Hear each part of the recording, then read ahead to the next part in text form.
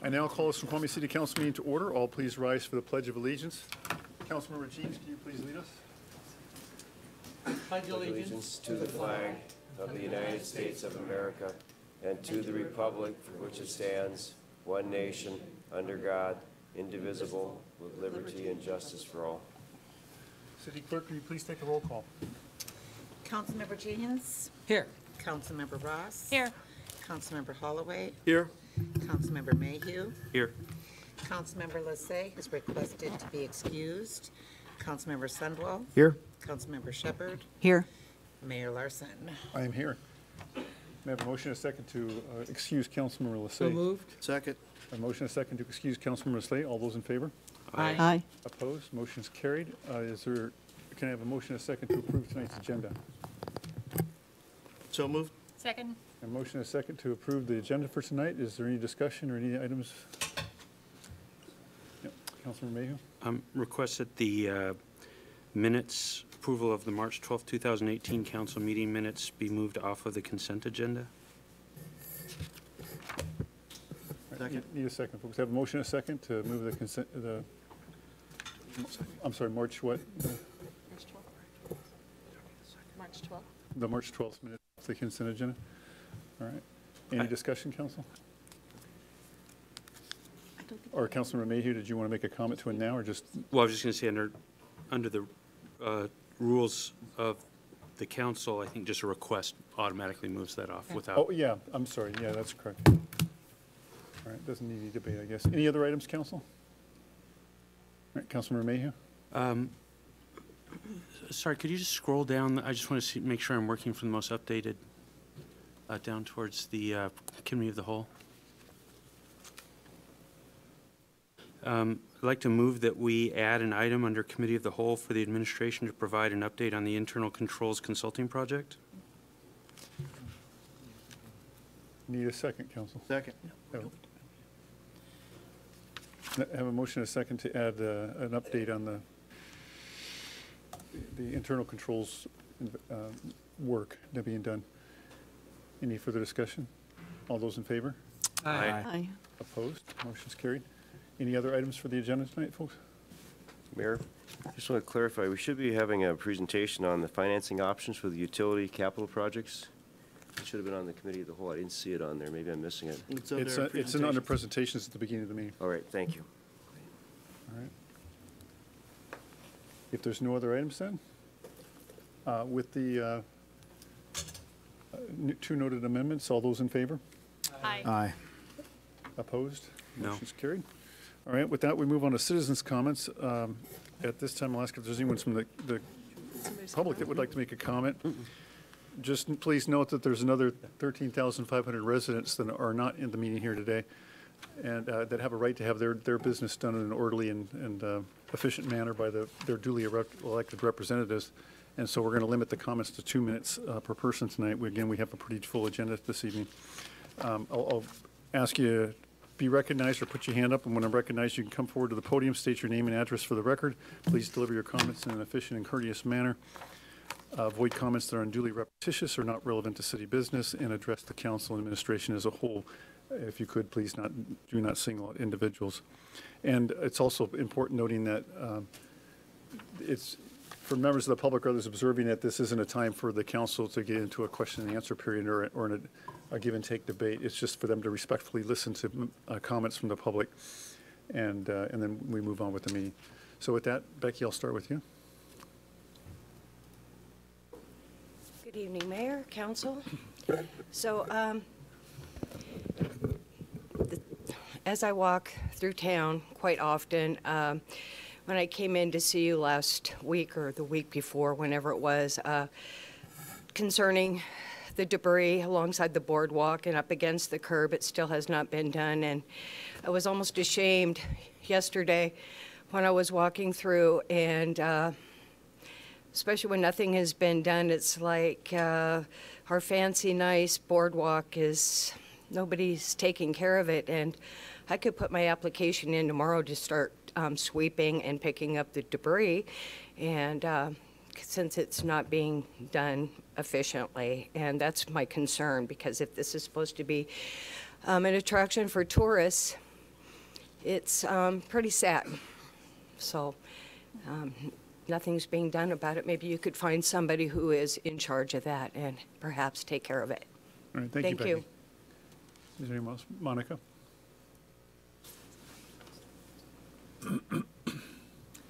Good evening, Council and Mayor. Monica Lowney, P.O. Box 493, Snoqualmie. I am here to speak tonight actually on behalf of citizens because I've been speaking to quite a few recently, and they all agree that 2 minutes is not enough time for citizens to get their point across. And Bellevue gives citizens 3 minutes. Issaquah gives citizens 5 minutes. Our city rules state 5 minutes. It'd be nice if we were given a reason why we're cut down to 2 minutes, because many citizens feel like it's a form of censorship, that the city is simply trying to prevent citizens from coming and speaking their point of view because it's so difficult to get a point across. So I would ask for more time in the future or a reason why. And I also want to state that I'm disappointed that the city has decided not to contact me or our GoFundMe to try to raise $2,500 to calculate recent traffic study data for the Fisher Avenue intersection. I guess that will be left for taxpayers to have to fund. And I would also like to say, regarding Dan Marcinko's disciplinary action on the ethics investigation, which cost taxpayers $6,000. Many citizens feel that him not receiving his bonus in the pay per performance program is not enough for 1 year. They would like to see more done. They would like their tax dollars reimbursed for that investigation. And lastly, I'd just like to say it'd be nice if council members would actually look at citizens when they're speaking. They only receive 2 minutes, and I know that the council and mayor may not like to hear what citizens are saying, but out of due respect, it's nice when the city could sit in the audience and not at the back of the room, and the people they're addressing could actually look them in the face. Thank you so much. Thank you, Monica. Charlene? Charlene Lewalski, 8818 Norman Avenue Southeast. My husband and I walk every morning, and by the intersection of Snoqualmie Parkway and Swenson, where the school is, Timber Ridge, I was wondering if maybe someone could take a look at maybe making that, and I don't know if I'm coming to the right the council, or because I do believe that Snoqualmie Parkway is a state road, but I was wondering if maybe someone could take a look at making that not a right on red, because when the school comes, there's that down slope, and it's really, I've seen so many times where it's like the kids aren't looking and the crossing guard is having a hard time because the cars coming from Swenson want to make the right on red to avoid the traffic light, and it just seems like there seems to be a dangerous situation there. So Charlene, just to clarify, you're talking about going southbound on the Parkway, turning right on Swenson, going toward Swenson, the school? yeah, the Timber Ridge Street is across. Yeah, like people And- heading toward the school. Yeah, so you're Okay. coming from Deer Park off of Swenson, going on to Snoqualmie. It's just my opinion, but there seems to be, even when the kids are there and the traffic, the crossing guard, they're having a real hard time because the people that are coming off of Swenson are trying to look beyond them. They're trying to make the right on red, and the cars are coming down, which is kind of a blind hill anyway. And in the mornings especially, I've seen so many like near call dangerous situations. So I was wondering if maybe someone could take a look into see if that can be a right on red, no right on red, and maybe it can't, but I think it'd be worth looking into to prevent some kind of problem later. Thank you. Mayor? Just Thank you, a Shirley. Clarifying question. This is coming from Swenson, turning right onto the Parkway, is that your understanding? Going downhill. Yes, but Swenson going, Oh, I was trying to turning clarify that too, and towards- maybe I didn't understand too. Shirley, if you could just, I live on Norman, so we walk down Swenson. You're coming from Swenson going onto the Parkway. from Swenson, from the Deer Park From the neighborhood. Deer Park area. Turning Okay, thank you. downhill, Yeah. correct? So Turning as you downhill. come Okay, thank you. down- That helps. Timber Ridge is right there, and the cars that are coming from Deer Park, I'm not sure the Deer Park residents are going to be real happy with me, but as you come from Swenson and you turn right on Red, Yeah, the okay, hill. thank you, Shirley. Yeah. okay? Mayor? Is there any, council members? Quick thought for Dan and team to consider. I know our favorite city to compare to, Issaquah, does have stuff down Sunset where because of the school there are certain hours of the day where a right turn is not permitted. So I'm not suggesting that's the route to go, but it might be something worth monitoring, and there is precedent for restricting for a certain number of hours. We'll a right discuss it turn. at staff meeting tomorrow. Cool. Anna, sorry.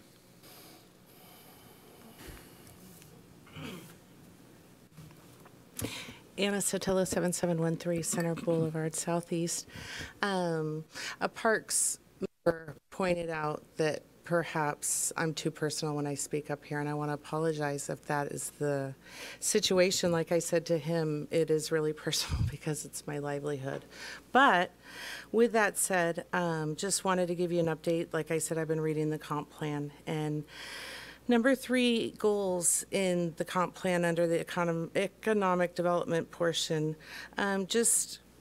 so here's where I'm going to try to not make it personal. We could be working together towards making these more realistic. And, this week I've just kind of been doing my own little survey and asking people what they think our Puget Sound energy is for a restaurant our size. And it's been amazing. 9 out of 10 people have guessed the same answer. But really that answer's like 5 times less than what it really is. So that kind of makes me lead to believe that there's a real disconnect of what sales and volume and what numbers are. So that kind of brings me to what, after reading so much of the strategic plan and the comprehensive plan, it just leads me to that it all boils down to population and density. And I believe that a strategic plan must analyze success and what has and hasn't succeeded, and better communication and understanding with existing retail and other stockholders. And I think that's really what's missing is the disconnect. And I think we can achieve these strategic plans and our comprehensive plan if we do look into where those disconnects are and how realistic are small businesses. Oh, I'm sorry, one last thing. Not economic development, but economic sustainability. I think that's really the direction we need to go. Thank you. Is there anybody else who would like to speak at this time? All right, seeing no other members from the public come forward, we'll move on to public hearings, presentations, proclamations, and appointments. And we'll start by inviting Jennifer McEwen from the Mountain Sound Greenway to come forward to give a presentation or an update on our Sabre Snoqualmie effort. Jennifer, thanks for coming out to speak to us this evening. All right, thank you so much for having me. My name is Jennifer McEwen, and I'm the Snoqualmie Program Manager for the Mountains to Sound Greenway Trust. And tonight I'm here to give you an update on Sabre Snoqualmie Valley. So this is a valley-wide initiative, and we're at the 1-year mark, so it seemed like, oh, thank you. It seemed like a good time to come and check in. Just to give a little bit of background, it took about 2 years to get this from a group of citizens really excited to work on something to actually launching. So it was a big effort and a lot of people. I'm the only one present here tonight, but there's a lot of volunteers that work with me on a daily basis. So I wanted to make sure you knew that. I wanted to just give you a little, which way do I direct it? There we go. Just an overview on what all it includes. And so I'm just going to give you a little bit of snippets, and if there's time for questions, we can go into a little bit more depth.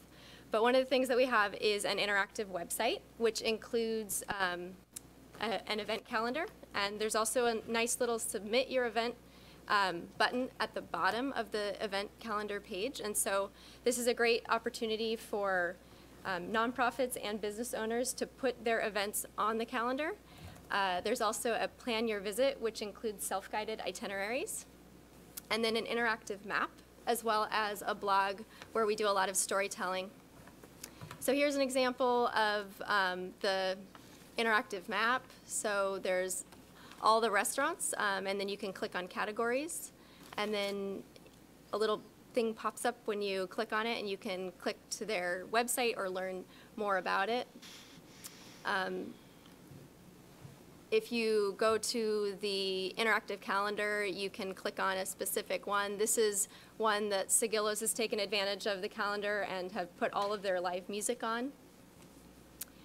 Here's an example of a self-guided itinerary that takes you through the valley, gives you step-by-step instructions, and then little links where you can learn more about history and other things about the valley. And then our blog, which has been surprisingly very, very popular. One of the things that we've been doing in the last year is featuring historic stories about the valley. So this is one about Rattlesnake Lake that used to house a town and sank and is now a lake. And these things have gone viral. So it's really been interesting to see how people really want to connect to the Snoqualmie Valley and where they live and where they visit. And then I just wanted to give you a little bit of an idea of some of the other projects that we're working on. So one of the things that we've done for 2 years now is had a week dedicated in the year where we ask Snoqualmie Valley restaurants to have 1 to 2 special dishes where they're sourcing from local farms. So it's a way to connect our locally grown food to our restaurants. And it's a way that we can then promote and market restaurants to say, hey, go check out these restaurants for this week and get to eat fresh Snoqualmie Valley grown food. This is actually was the first year, but we just had the second March of the Vegetables on Saturday, and it is a March of Vegetables. It's very exciting. It's held in Duval, and it's really celebrating welcoming the vegetables back and art, and it's very creative and innovative, and it's great people watching if you don't feel like putting on a vegetable costume. So, another thing that we've been working on is wayfinding signs for the Snoqualmie Valley Trail. So the Snoqualmie Valley Trail is the largest regional trail in King County. It's 31 miles. It goes from Duval to Rattlesnake Lake, where it connects to the John Wayne Trail. Someday the plan is to connect from Duval to Monroe, which would connect into the Centennial Trail, which goes all the way up to Skagit County. So really amazing trail. This year we installed 5 wayfinding signs, 1 at the entrance of each town. So Duval, Carnation, Falls City, Snoqualmie, and North Bend, and we are currently working on 5 more signs that would go at the secondary destinations like parks and trailheads. This is an event that we did last year, and we're going to be doing it again this year, called Rails and Trails. We have folks meet in Duval, get on a bus, go up to North Bend, to the depot in North Bend, get on the train, then come down to Snoqualmie and get off the train and get on a bike, and then bike from Snoqualmie to Duval, stopping in Carnation for lunch, and then on the way also doing farm stops. So it's a great way to really highlight recreation and the beauty of the valley, as well as food and farms and history. Another campaign that we have a number of campaigns we do throughout the year to really highlight local businesses. So one of them is called Love Local that we do in February. So every day we just have a nice picture of somebody in a local business, and we're just inviting consumers to kind of pour on their love for our local businesses. So the other thing that we have put together are brochure maps. These are available both online as PDFs as well as print, so I gave you 3 of them. We have a 4th one that unfortunately timing wasn't quite right. We're going to be getting it this week, and it features arts and culture. So it has like art galleries and the museums and all sorts of fun stuff. So they fold out quite large. So for example, this one, we'll be coming out with a new one for this year, but this shows all of the farms in the valley. It also has restaurants, some restaurants and wineries, breweries. And then this is just to give you a sense for 1 year. This was the year that we launched Save Our Snoqualmie Valley, to give you a sense of how much it cost and where some of the money came from. So a lot of the money came from Port of Seattle. So there was a tourism grant as well as economic development grants that came through the Snoqualmie Valley cities. And that has been a real help to pay for like the wayfinding signs and the brochures and the development of the website. All right, that's it. So that's just to give you a little taste. I could go on and on about other projects we're working on, but I'm also available to answer any questions you have.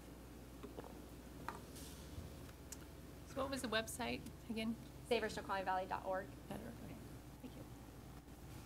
you. Have you heard of the app called Field Trip? No. So I guess this is something that actually the tribes have been taking advantage of, but we don't seem to have any other representation for any other businesses.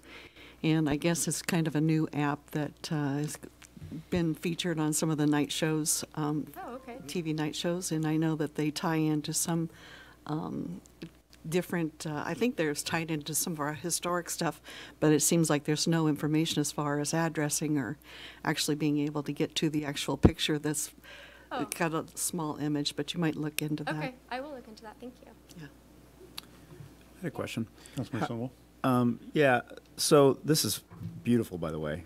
Great job. One of the questions I had is, it's very, it seems to me to be very tourism focused, which is awesome. We need help there. What effort, if any, is made to, I guess, coordinate with local businesses, both, North Bend, but I speak mostly for Snoqualmie, to make sure that, I don't know, that everything's well informed across both for you guys and for local businesses? Sure.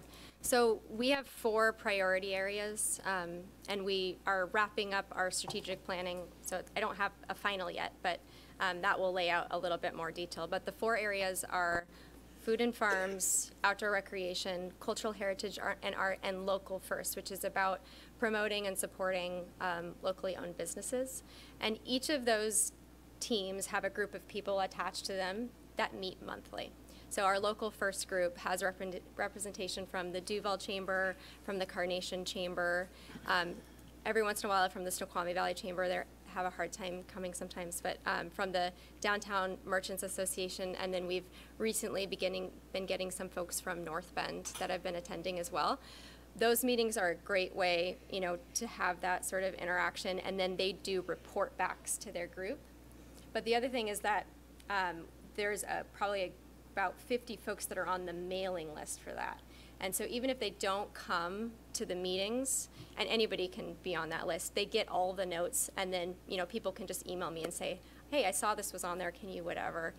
So that's one way that we're trying to do to really tie and connect across the valley. So as an example then, so if it sounds like, have you had representation from the Downtown Merchants Group before? Yeah, Dave So Eifert if there comes was, to them all. awesome, great. So if there was another group in the valley, like maybe up on the ridge or something like that, there's a merchants groups there, they would be invited to come to Oh, yeah, that, and for then sure. their responsibility would report back to their subgroup to, okay, great, thank you. Yeah, sure.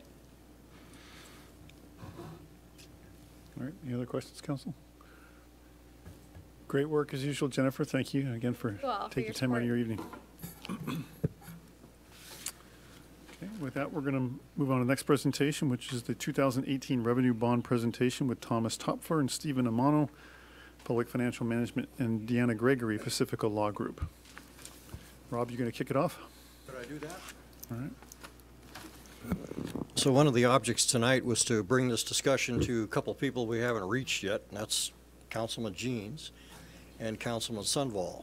Have you met these two people? Yes. You have both of them? Great, okay. Well, I can skip that. So I thought I would just make a couple remarks for the benefit of the public who's here, who may not have a darned idea about what we're talking about tonight. So last year, after about a 6-year planning stage, the City Council passed a capital improvement plan, mainly investments in our utilities, wastewater, water, and stormwater, that would repair, replace, and upgrade the infrastructure. It's very expensive stuff, so it's important that we do this right. So to kick off the CIP, we took out a line of credit with a bank of $10 million and started spending it. The council, I think in the last couple of months, has approved about just under $14 million of new projects, the largest of which is the sewer reclamation projects, 2 or 3 phases, and that's been ongoing. So the deal with our discussions is that the line of credit we have will probably be exhausted by May or June, and we need to come up with some more cash to finish what we started. So at the F&A Committee. Is that enough for you, Luke? Paying attention? There'll be an examination. So we introduced this at the Finance and Administration meeting. Actually, I've been giving the committees alerts about this since January 15th. But on the 20th, we got into it in some substance. So we ended up the meeting with a lot of additional questions. There's no action tonight. We're going to continue the discussion with you, hopefully bring Councilman Sunval and Councilman Jeans up to speed. And we got another couple of meetings before we'll actually ask you to do anything. So at the Finance and Administration meeting, we came in with a proposal to look at two options to raise $23.2 million. 22 of that is to pay off the line of credit, continue with the projects that we've already approved, and fund the balance of 2019 projects that are currently approved in the CIP, some of which you haven't seen. The $23.2 million includes $1 million extra for the Canyon Springs Water Resource Stabilization Project. I think it's probably common knowledge that the water source was threatened with a slide last November, and we got to come up with a way of stabilizing the project and protect it in the future. And right now, our estimates of that are around $1 million. So this is not in the CIP. This is an extra project that is essentially an emergency. And it occurred in November. The CIP was passed in September of 2017. At the meeting, we had a discussion about a number of things. But I think Councilman Mayhew asked us to consider, because the interest rate environment is at an all-time historical low, asked us to consider if the timing wasn't right for us to borrow a little more than the $23.2 million and take advantage and lock in the long-term rates. We believe that that borrowing, the long-term borrowing, was better than the other option, which was to extend or renew the line of credit. And Thomas and Deanna will explain to you some of the pitfalls of that decision. So we left it. The instruction we got from finance was how much additional money could we raise through bonds without jeopardizing the utility rates that are currently in place, which council approved in January of 2017. And there's two milestones left on those, one in January of 19 and one in January of 2020. So with that bit of an introduction, we have the slides we sent you in your packet were the ones we used at F&A. We have a new set tonight, and I'll turn it over to Thomas Topher of PFM. Here's a clicker for you. Okay, thank you, Rob. Again, I'm Thomas Topher. I'm with PFM, financial advisor to the city. Rob already Jimmy, mentioned a lot of the background here. Jimmy, are you pulling up the presentation? Okay, thank you. Sorry, Tom. What I wanted to do is give a very brief market update and then talk about some of the background regarding the rate study and the capital plan, and then talk about the funding options. With that. Excuse me, there should be another one, Jimmy, that was dated March 26th. I think you got the previous one there. Yeah, that's 326. Is it today? Yeah, that's the right one. If it, I don't know if it's. Go ahead, open it again, Jimmy. Yeah. And no. It's not the correct date. Oh, March 20th. Go to the next one. That's the one I just sent you. It says March 20th on there. There's March 26th attached to the agenda packet and emailed to IT. You just click on the link on the packet. Can someone who knows where that is go help Jimmy out, please? It's right there. Just click on the link. 2018 revenue bond presentation. I just opened it up. It says March 26th. Right. Okay. Try that one. There we go. All right, excellent, thank you. Okay, thank you. Okay. So real brief market update. Really, these are tax-exempt interest rates. As you know, the city is able to take advantage of tax-exempt rates so that the investor doesn't pay taxes on the interest earned on the bonds, which results really in a lower cost to the city. Since really the November of last year with the proposed tax reform, interest rates have actually increased quite a bit. So we've seen rates move up and increase significantly, and that was driven primarily by data about GDP growth, wages increasing, and expectations about some inflation now. The tax reform also results in really more funds available for the people, which are now able to purchase more, which drives the prices up.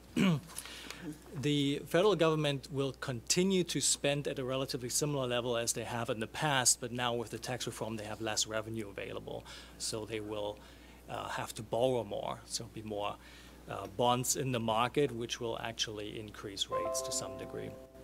The other major drivers of interest rates is really the Federal Reserve action.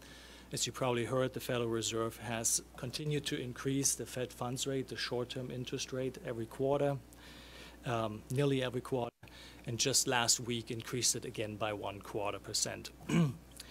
The graphs here that are relatively difficult to see on the screen, but they would show that the red line is what was the interest rate level in November, and the blue line shows where we are today. Really just interest rates are higher than they were about 3 months ago.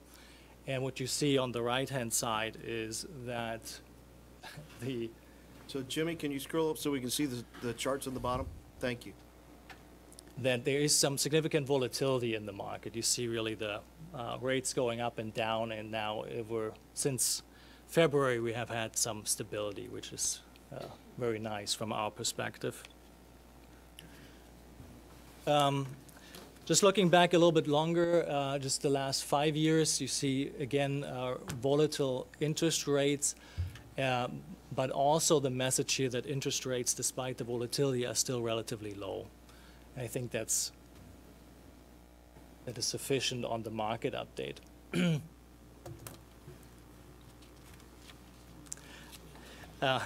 going to talk a few minutes about the 2017 utility rate study. The key here is that you had a rate consultant coming in and discuss what are the right rates to support the operating needs of the utilities, what do you need to pay for the existing debt service, and the projected capital plan. The framework for the rate study included relatively minimal growth, anticipation of just about 0.5% of growth in the area, and debt service coverage, to achieve a debt service coverage of 1.5 times. Moreover, the restriction was also to achieve minimum reserves of 90 days of operating expenses for the water utility, 60 for sewer, and 45 for stormwater. Now, when you look at debt service coverage, that really means that the revenues received from the 3 utilities after they pay their operating expenses has to be sufficient to pay for the debt service and an additional 50%, right, 1.5 times. So that excess cash, the cash that's above the debt service, is available to pay capital. Since you already pay for operating expenses, now that money is available for pay-go capital expenses. I'm going to move to the next slide. Okay. Just a brief overview of the progression of the capital plan. So in 2017, early 2017, when the rate study was presented and when the rates were adopted, the city looked at a capital program that totaled, this is the first line up there, of about $55 million to the 6 years, 2017 to 2022. Now, over time, as the city in in 2017 got more information about the actual pace of spending, the actual cost of the projects, the city adopted a CIP later that year in September of 2017. Now you see here that the total amount is still very similar to the number that was in the rate study, still very close. But the pace of spending was adjusted such that in 2017 only $19 million are expected to be spent or were expected to be spent versus $19 million. But nevertheless, the full 2 years for 17 and 18 were about $27 million in both the rate study and the adopted CIP. Now, the city, we're now 6 months after the adopted CIP, so there's been more information about bids received on actual projects. Understand that some projects may have been even combined for more efficiency. And the Canyon Springs Water Source Stabilization Program, a project about $1 million was added. Now the efficiencies in adding the project, as you can see, the total project cost over the 6-year period is again a very similar amount to what was in the rate study and the adopted CIP, about $54 million. The other observation here is again that through 2017 and 18, about $24 million of capital would be spent.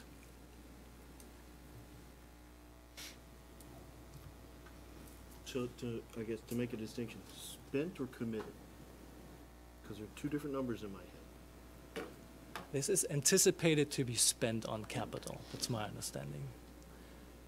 So that was expected. Obviously, some of that, what the actual pace is dependent on. I still Councilmember think Somo? I have a different definition of spent, but okay. Councilmember Somo? Go ahead, Saul. So if I understand this correctly, when we adopted it, we expected 54.86 as our bond amount, correct? No. Or as the amount of money required to do all this stuff. Correct. Which was a 6 months later or so, through consolidation of projects and stuff like that, and adding $1 million in for Canyon Springs, we're actually almost $1 million less than what we thought. That's based on the numbers we received, yes. Okay. Sorry. Can I ask a follow-up? Councilmember Mayhew? Just to be clear, these numbers do not include Canyon Springs, is that correct? Spent numbers? No. Yeah, the CIP, so that the rate study didn't know in January of 17, we didn't know that Canyon Springs was going to be a problem. In September of 17, when we passed the CIP, we didn't know that Canyon Springs was going to be a problem. So it's not in those numbers, right? Not in the first two items. Not in any of the numbers I see on that page, right? It is. Is it in the updated March 2018 numbers? It is in the updated. Rob, I'm going to need you to speak into the microphone, please. That was my question. So we're actually. It is in the updated. So that 2018-19. the bottom row, is that, or the bottom two rows, is that right, Mr. Orton? It's in the cumulative number of $27 million. So the updated CIP March 2018 does or does not include the Canyon Springs? It does include Canyon Springs. I'm sorry, Rob, you mean the 24 million? On the bottom In row? every number up there. Canyon Springs is in every number up there. Yes. Yep. From 18. From 2018. In the updated plan. In the updated plan. The bottom two rows account for it. Okay. Correct. In the correct. financial information that I received from the city, that $1 million for Canyon Springs was in those bottom two rows, which obviously means that there had been efficiencies, which I didn't check up on, but efficiencies expected for the other projects that will be above $1 million. And I could mention the efficiencies. The bids on the two larger projects, Help Me Dan and Todd, came in about $3 million under these estimates originally. And then the consolidation of 2 or 3 of these projects saved another $1.5 million. So favorable bids and the reordering of the projects put additional capacity in our Councilmember Mayhew? budget. If that's true, then you must have added a bunch of new projects to the plan. Because I see that the cumulative number, for example, in the bottom row, in 2019 is a higher cumulative number than it was in the CIP or in the rate study, which means if you have lower numbers because you've consolidated projects, you must have added new projects or pulled some projects forward or something.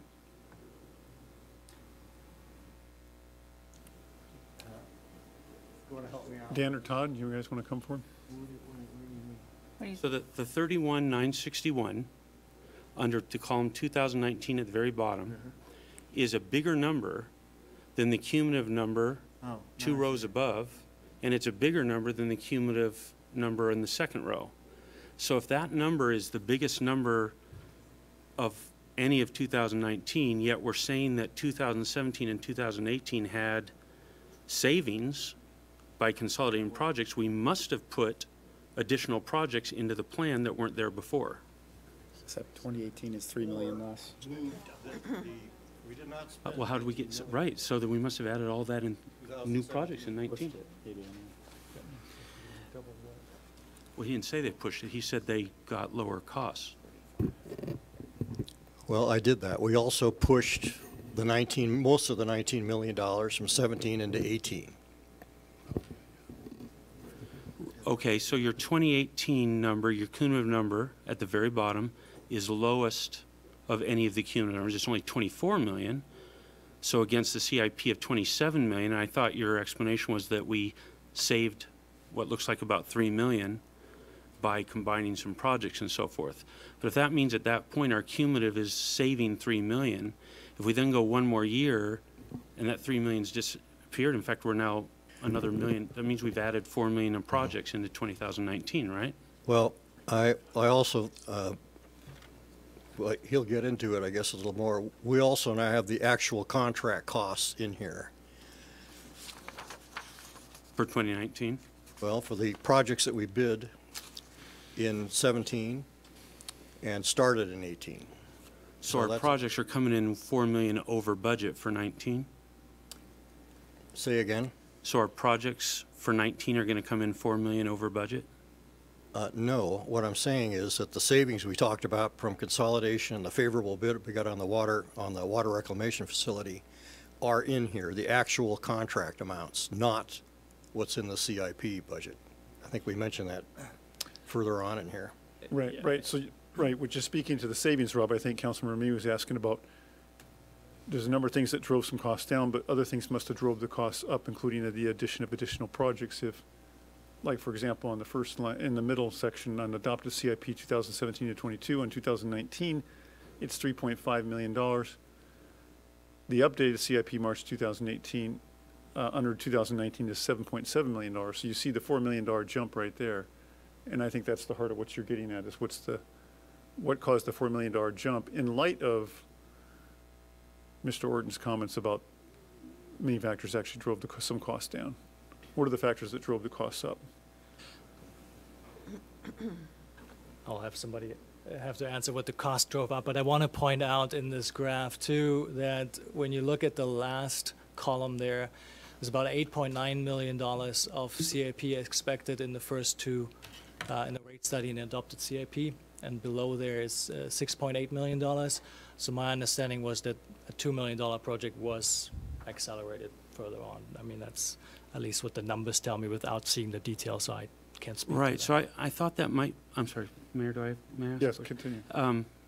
I thought that might be the case, except for that when I look to the far right, the total just hasn't moved that much. So we must have added new projects. The Creek one is $1 million. It's $1 million. Councilmember I Holloway. suggest that 6 lines of numbers doesn't have the detail needed for the conversation you want to have. Yeah. I'd like to take this back to Public Works, that we actually line out what were the original projects that we adopted, what are the projects that are currently represented in this plan, and what are the phasing of the money associated, and come back with that lower level of detail. 6 lines of numbers is not going to get you the answers you want tonight. Can we have that for Monday, Dan? Well, I mean, we can speak to it and take time here, but if there's nothing to see, it might not be a great use of time. Todd Saxberg, Operations Utility Manager. What I can see from here, I wasn't involved in this, but what I can tell you what changed in 2018 that's affecting probably 19's numbers is, if you remember when we did wastewater phase 2. Todd, I need you to speak into the microphone. When we did wastewater phase 2, we had to come back and get $1.3 million for soft costs. So there's 1.3 million, and then you add Canyon Springs, that's 2.3 million, and then the project that was accelerated forward, I believe, was $2 million. But that was a little before my time. I couldn't tell you which project that was, but you do have a beat on one of those that was moved forward. I remember that conversation. I just wasn't there for the council meetings. Can I just ask a follow-on? So, oh, sorry. Councilmember Shepherd. Okay. So one of the things I'd like to see is when you go to the details, I'd like to see something where you redline what happened. We've got 3 versions that happened within 6 months, and I'd like to see a red line of what happened between all the different versions to see how we get from each of those versions with the details, not the top line, but I'd like to understand what's behind all of these subtotals. Okay, I know there was a project list attached to the, or CIP list attached to some documentation that was sent to council earlier. I assume it's not, well, that's not in Thomas's presentation, obviously, but. I'll speak to that as soon as they're present. All right. Just two quick. Councilmember Mayhew.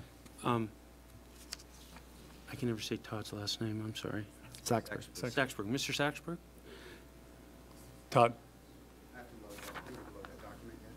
Oh, I was just going to ask you, just as a general question, am I right in understanding that it's possible that soft costs might have been added to some of the projects in 19, 20, 21, and 22, and that might be part of what's going on here? Is that possible or no? That's something we came to realize about a year ago that we weren't doing a good job in with our CIP program. So there is a possibility that it's happening. I'll speak to that when I show you my chart too. So what I was going to say is to Councilmember Holloway and Councilmember Shepherd's point, that utilities plan, I just, you know, these one-page project summaries with the amounts by year, these I find fantastically useful to understanding what it is that we're doing. And it seems like perhaps an update of these needs to be done, rolling up then to those totals, and have our Parks Committee then go through that with you and understand and sort of sign off, I suppose, on that, or at least understand that. And then so that when that comes back to council, we can understand how these numbers are moving around. Because right now, I think we have a lot of questions for you, and I think going into tremendous detail like what I see on the screen might not be the answer for this meeting. That might be something you do with the Parks Committee. Parks Public Works Committee, yeah. Yeah. Okay. And you are I'm sorry, correct, Parks and Councilman Public Mayhew. Works. There is a CIP update process. And right now, we're building our list for that. We have 3 water projects and 1 stormwater project that need to go on. But we're going to follow that up when the new CFO comes in and have him take that forward by that process. And then we're going to try to line them up a little bit more so we have CIP budget comp study lined up where they make sense. But you know these numbers. This is something that in a week you could probably have ready? I know the numbers the way I present them here, what I get from the budget and So you the could rate work with the study. finance guys to see how that rolls in? Certainly. Yeah. Certainly. Councilmember Shepherd. I would like to see a spreadsheet. Yeah. I'm going to let them finish the presentation. I'm not sure if you folks, if the council wants to dig into these details. Yeah, Councilmember Holloway is someone who's been involved in this conversation for 18 months or over close to 2 years. You could probably speak to that. Well, and you're looking for a motion picture and asking for a snapshot, okay? So what you really need is the projects as original in the CIP, as in the rate study, spread out by year as to what their costs were, and then the projects spread out as what they were in the 2018 update, so that you can see the difference. And really, this is something you want to take home, sit in bed, and read and understand and see what the real variations are. This is not the form under which you're going to get that level of understanding. So my recommendation is staff take the time to do that kind of analysis, bring it back to Public Works next Monday, and we can do that analysis, probably do an executive bullet list of, okay, here are the significant changes that result in what you see, and get that back out to the rest of council. Yes, and I understand what Councilmember Mayhew is looking for too. Yeah, And it's a debate that, well, he gets all these details, but what I think he's going to be queuing up and pushing for is why, given that all the projections are showing interest rates are going up, are we not taking advantage of putting a lot more into this right now? In other words, grabbing several $1 million more to push some of these projects forward. So that's a whole other layer of conversation. Right. And Yeah, just to clarify, I don't have that view. I have a question. yeah, and you want to see My question is, what is the right amount? Perhaps it's less, perhaps it's more. I would just, so I think the first building block is to have an updated expectation of our spending. And then we can get into a discussion about, now, should we borrow 12 months, 18 months, 3 years? You know, how much of that spending should we look at borrowing? But I think that's an independent question from what do we think the spending is to start with? And I think Mr. Topher's presentation could cover that piece, at least talk about, and not necessarily the specific dollar amounts for this, but at least talk about, if you were looking at that question, he could explain what some of the issues are surrounding that, and it's all in his presentation. I'd prefer to do that tonight, so at least council has that in front of them as they go into this next issue about what are we looking at from 2017 to 2018, 2019 as far as the actual project costs. So, yeah, so since he's prepared to do that, I'd say let's continue with that, knowing that you'll get more of the in-depth detail. I think it's important noting for some folks that have heard this subject matter for the first time, and it seems like maybe there's a disconnect here between administration or staff or some of the council. This is another example of where we're sort of getting caught in this transition this year between having largely a new council, and it's not typical that you have a majority of or a strong majority of the council are fairly new members and haven't been involved in this work as council members Holloway and Jeans have been for the past 18 months to 2 years. And so the staff is following kind of all the goals and the work that's been done and all the motion that's been, or all the things that have been put in motion to get this done.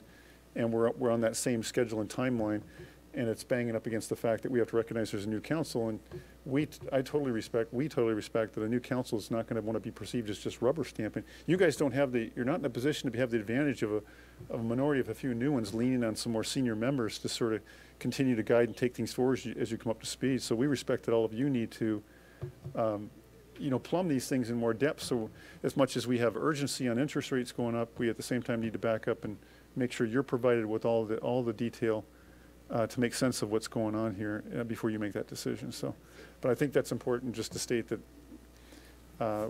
we're trying to make that transition as smooth as possible, and it's going to look a little bumpy at times here. So, Councilmember Mayhew. Mayor, could I ask one more question? I have one more question around slide 4, which has to do with these costs and expected costs and timing. Shall I bring that up now before we move into financing topics, or? I'll defer to Thomas. Would you want to go through your presentation, ask that the councils note their questions and hold them, or you want to just have them keep firing away as they're going through? If you only have one more question, we can take a note now so we can follow up. Right. So my one more question is, and I think I'm the reason that you had 2 versions coming up. So I don't know if the folks can put the previous presentation and go to page 4 of the previous presentation. Are you able to do that? You mean the March 20th one? Yes. The one that was dated March 20th? Yes.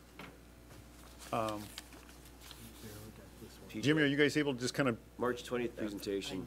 leave this tab open, but just open the one that was dated March 20th? You might want to open your file. Yeah, there you go. Oh, you were just there. No, file folder, bottom left, second icon. There it is. Yeah, there it is. The top file in that box there. There we go.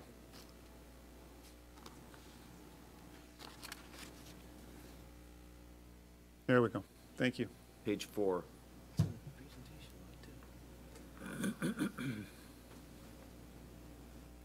That page right there? Yeah, Okay. so this page was in the, attached to the meeting notice starting last Thursday. But on this page, I've got it on here, I can just see it by looking. There's the 3rd bullet. Can you guys put that in presentation mode, please?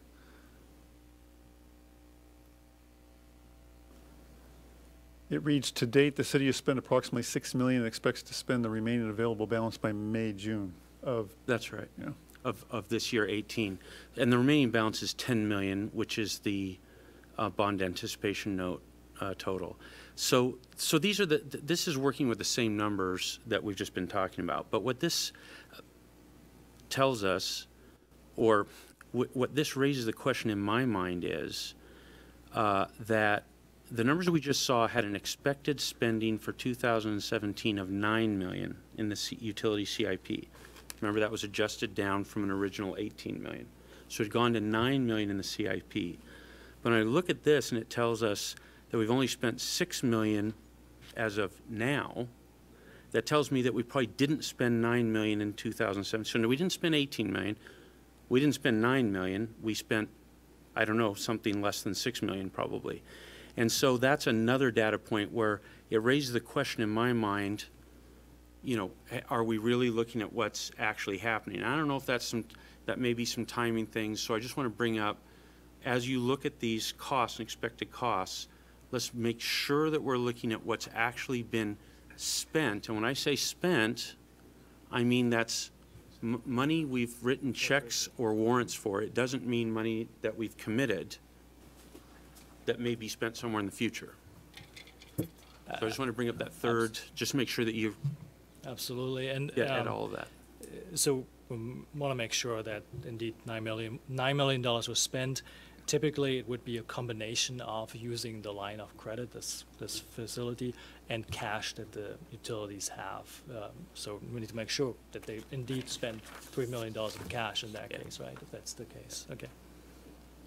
And there's sort of an implied question there, which is the rate of spending, right? It's sort of, wait, we were spending at 18, we thought, then we thought 9, then we thought 6. Well, maybe that has an implication to the future. We're going to keep spending at a lower rate, or maybe it just means there was a shift in timing and the rate but if you could look at that and make sure that's all thought through.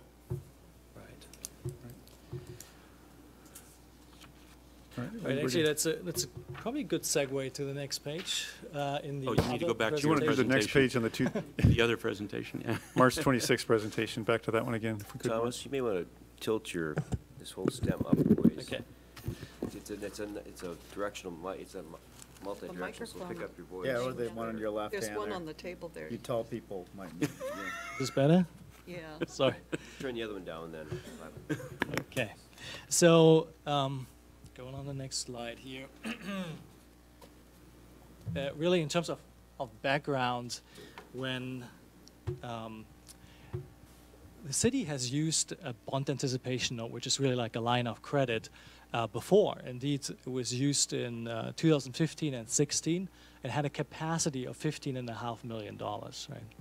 And which was sized because that was the anticipated spending all the way to 2017.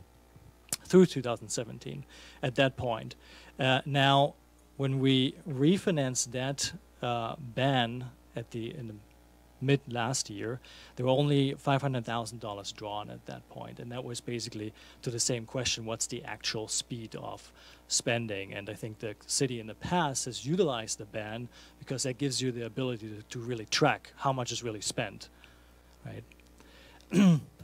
So what has changed from our knowledge here is that, again, now the city has drawn at least $6 million that we know, and we understand that there were contracts written for additional capital projects. So there's truly the anticipation of spending at a higher pace at this point.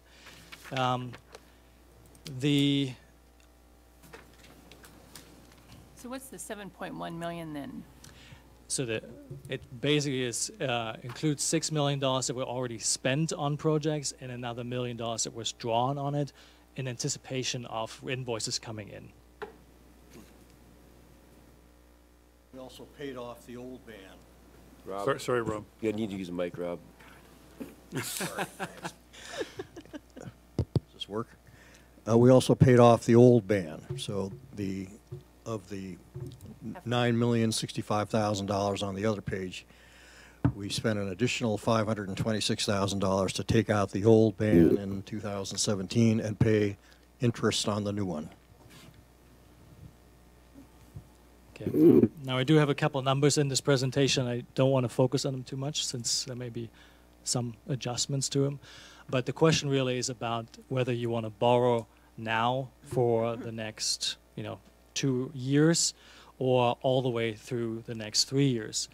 And as you know, you're issuing tax-exempt bonds, so they come with benefits. You're really paying a lower interest rate, but they also have restrictions on how you can use those proceeds. For example, you have to spend those proceeds within 3 years, 85% of that. That's the first part of You have to spend them, or you have to have an expectation at the time you issue that you will? Deanna comes in. Thomas makes a great bond lawyer on TV. Just kidding. I can stand up here. I'm Deanna Gregory. I'm a partner at Pacifica Law Group.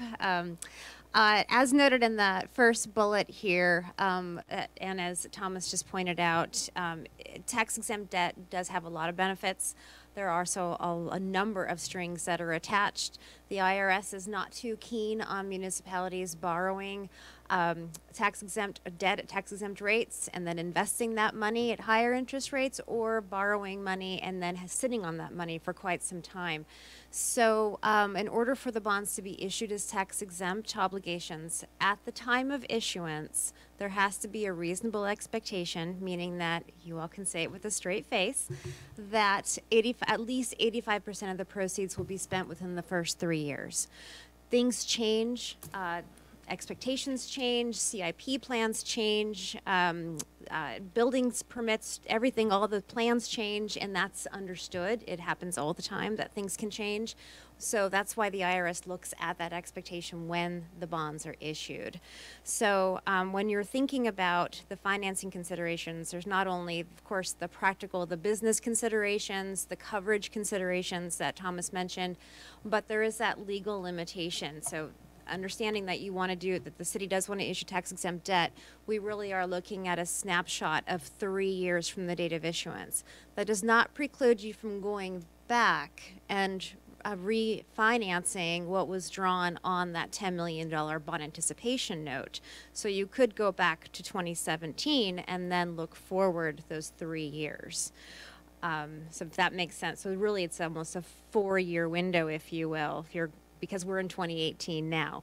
But looking forward, when you're thinking about, when you do have the updated CIP plan, when you're thinking about what you can finance on a tax-exempt basis, it's really that 3-year window we're looking at. And so really, when in 2017 the city was considering whether to issue long-term debt or use this bond anticipation note, you actually looked at capital needs for 3 years, for 17, 18, and 19, but decided to use only funding basically for 1 year and then see how the actual spending comes in, and then take a look now and whether to take it out with longer-term debt. Just here on the bottom, again, if we're staying with that same time frame, 17 to 19, the estimated funding from debt would be about $23 million. If you extended another year, about $31 million. Sorry, that's based on the CIP. It's based on the CIP. So when we had those 6 rows, the middle 2 rows. It is based on the updated numbers from March. The bottom 2 rows. Correct. And and you have to remember that this is just the debt-funded portion of it. In addition to that, you're using ongoing revenues and cash. Can I speak here? We didn't get that presentation. Go ahead. Okay, we didn't get that comparison, or I guess the bar chart that shows what portion is being paid with debt versus what portions is being paid with revenue. I remember you had that in an older presentation that you gave us.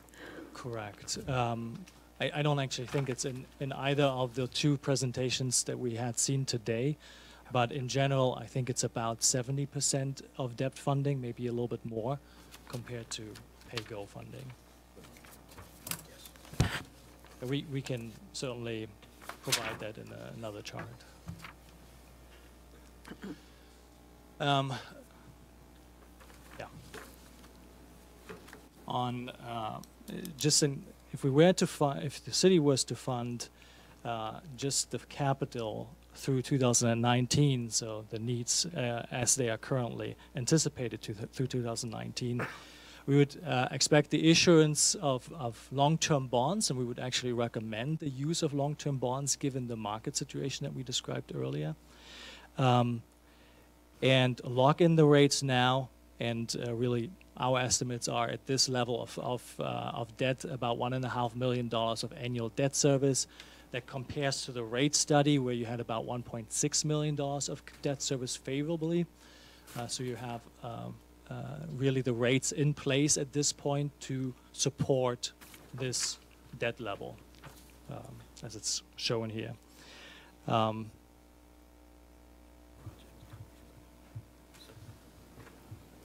Just as a comparison to...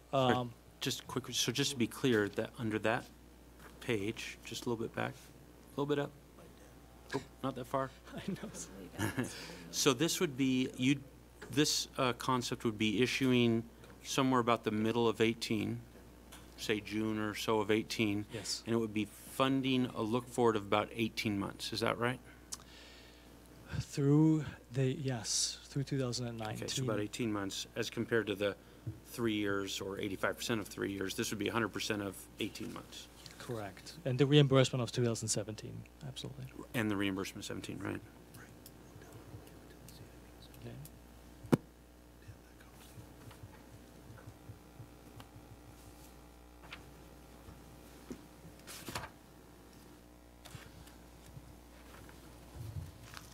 Okay.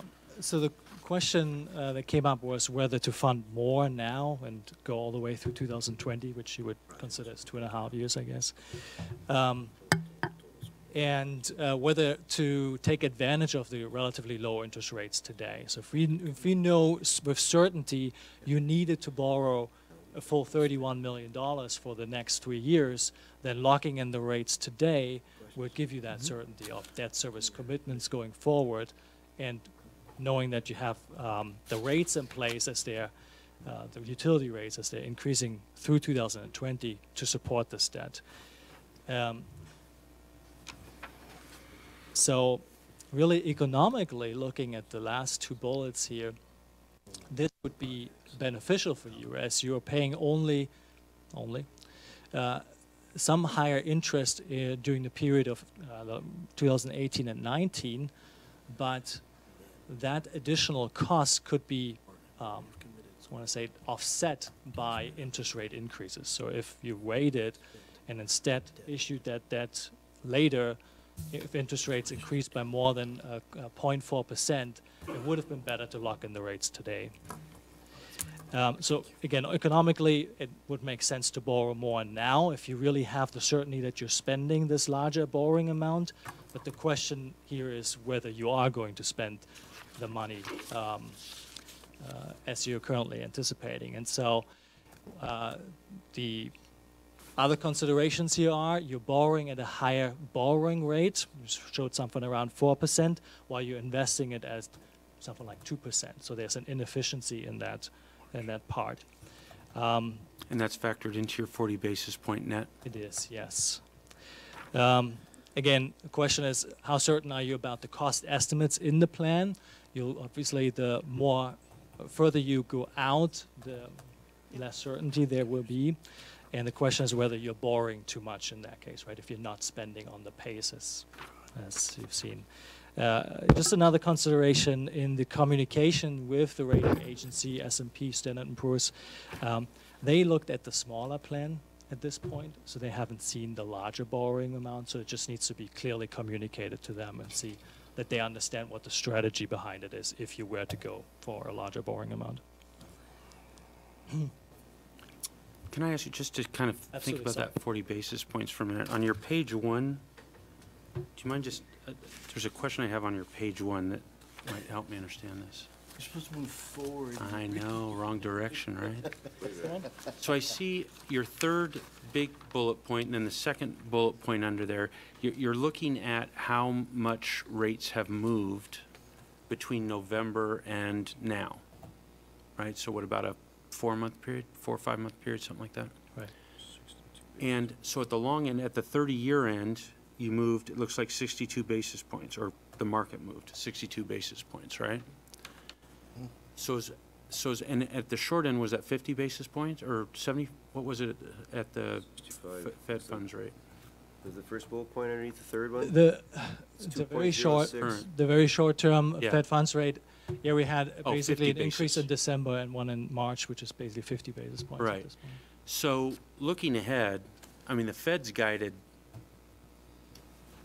at least 3 more this year and then an accelerating pace next year, right? Correct, So that's yeah. 75 basis. So if we just sort of infer what's happening at the long end, the chances that we wouldn't go up 30, 40 basis points seem pretty low. Isn't that right? Well, what we've seen actually, interestingly enough, is that the Fed funds rate, even though it increases the short-term rates, didn't have the corresponding effect necessarily in long-term rates directly, not one-to-one. In this case, rates increase, but it's not necessarily driven by the Fed funds rate. There are other factors that definitely drove it. Federal borrowing and so on, yeah. You know, I wonder if we looked at this graph, which if I could catch it, you know. So there's actually a pointer here. So the Federal Reserve has actually increased rates a few times since the end of 2015. So in this period, we've seen actually rate increases, but the rate's been steady. So it's not necessarily a direct correlation in that case. Okay, so not a correlation, but For your what I'm short-term getting at rates, is- for your line of credit, it's a direct correlation. Right. Right. On the bond, right? Or is that a floating, or is that? That's a floating, that's a variable interest rate. So the point is, though, that I'm trying to get at is, we would expect a more than 40 basis point rise over that time period, At right? this point, the market would expect that over 1.5 years, you'd probably have more than 40 basis points. More than 40 increase. basis points. So that's your conclusion, that it would be better to borrow the larger amount now, just mathematically, right? That's correct, yes. Okay, thank you. That is correct. And 2.5 years, I guess we'll see the numbers, might be something like 100% of 2.5 years might be something like 85% of 3 years, might not. So that might not be too far off of the actual. Deanna will speak to how reasonable those expectations are, but yes, it sounds. Those are speculative. Councilmember Shepherd? I just want to know how accurate are your predictions when it comes to interest rates in the future? Absolutely not accurate.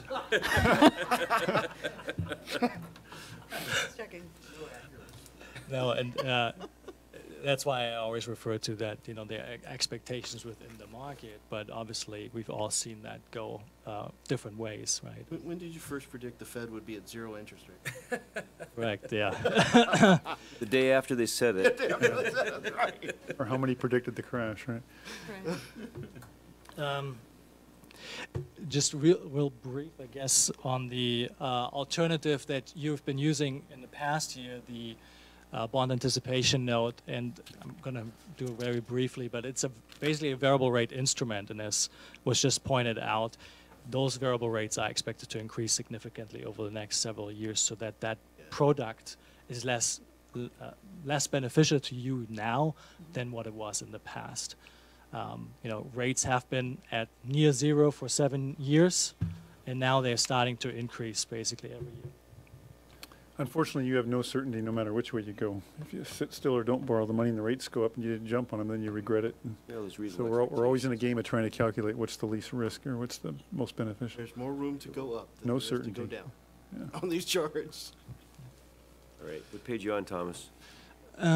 So I was asked to really briefly talk about methods of sale. So if you were to decide to go with a bond sale, there are different ways of selling these bonds. There's a negotiated sale where you do actually undertake a competitive process, an RFP process, to select a bank that would work with you to sell the bonds. So once you undertake that competitive process, the bank has this direct relationship with the city and would be involved in the structuring of the bonds and the marketing, and would directly, again, talk to investors and market these bonds. This is, you know, typically done in volatile markets, which one could consider this to be, though, as we saw in the last month at least, it's been pretty stable. It is often done for relatively unusual credits or if there's a story to tell. So really the point is that if you hire a bank, then they can talk directly to an investor and describe what is the city of Snoqualmie trying to sell. I always like to use an example that if you were a city in the desert, but you had a lake next to you full of water, then you had a better story to tell than the cities next to you, right? So an investor should be informed about that, and that's when you use a negotiated sale. On the other hand side, you could use a competitive sale process where your finance team and legal team would be the ones working on structuring the bonds and getting them ready to the market. At the day of sale, banks will bid on the bonds, and you will award the bonds to the bank that gives you the lowest interest cost. It's simply an auction process. The banks will not see what other banks offer or how many banks are giving you an offer. They'll just be notified after the sale is over if they were the winning bidder, and then they'll see also the results. Thomas, does the council have the option to reject those if they feel they're not in their best interest? Yes, you have the ability to reject those, and you can decide to move the sale date to a different date.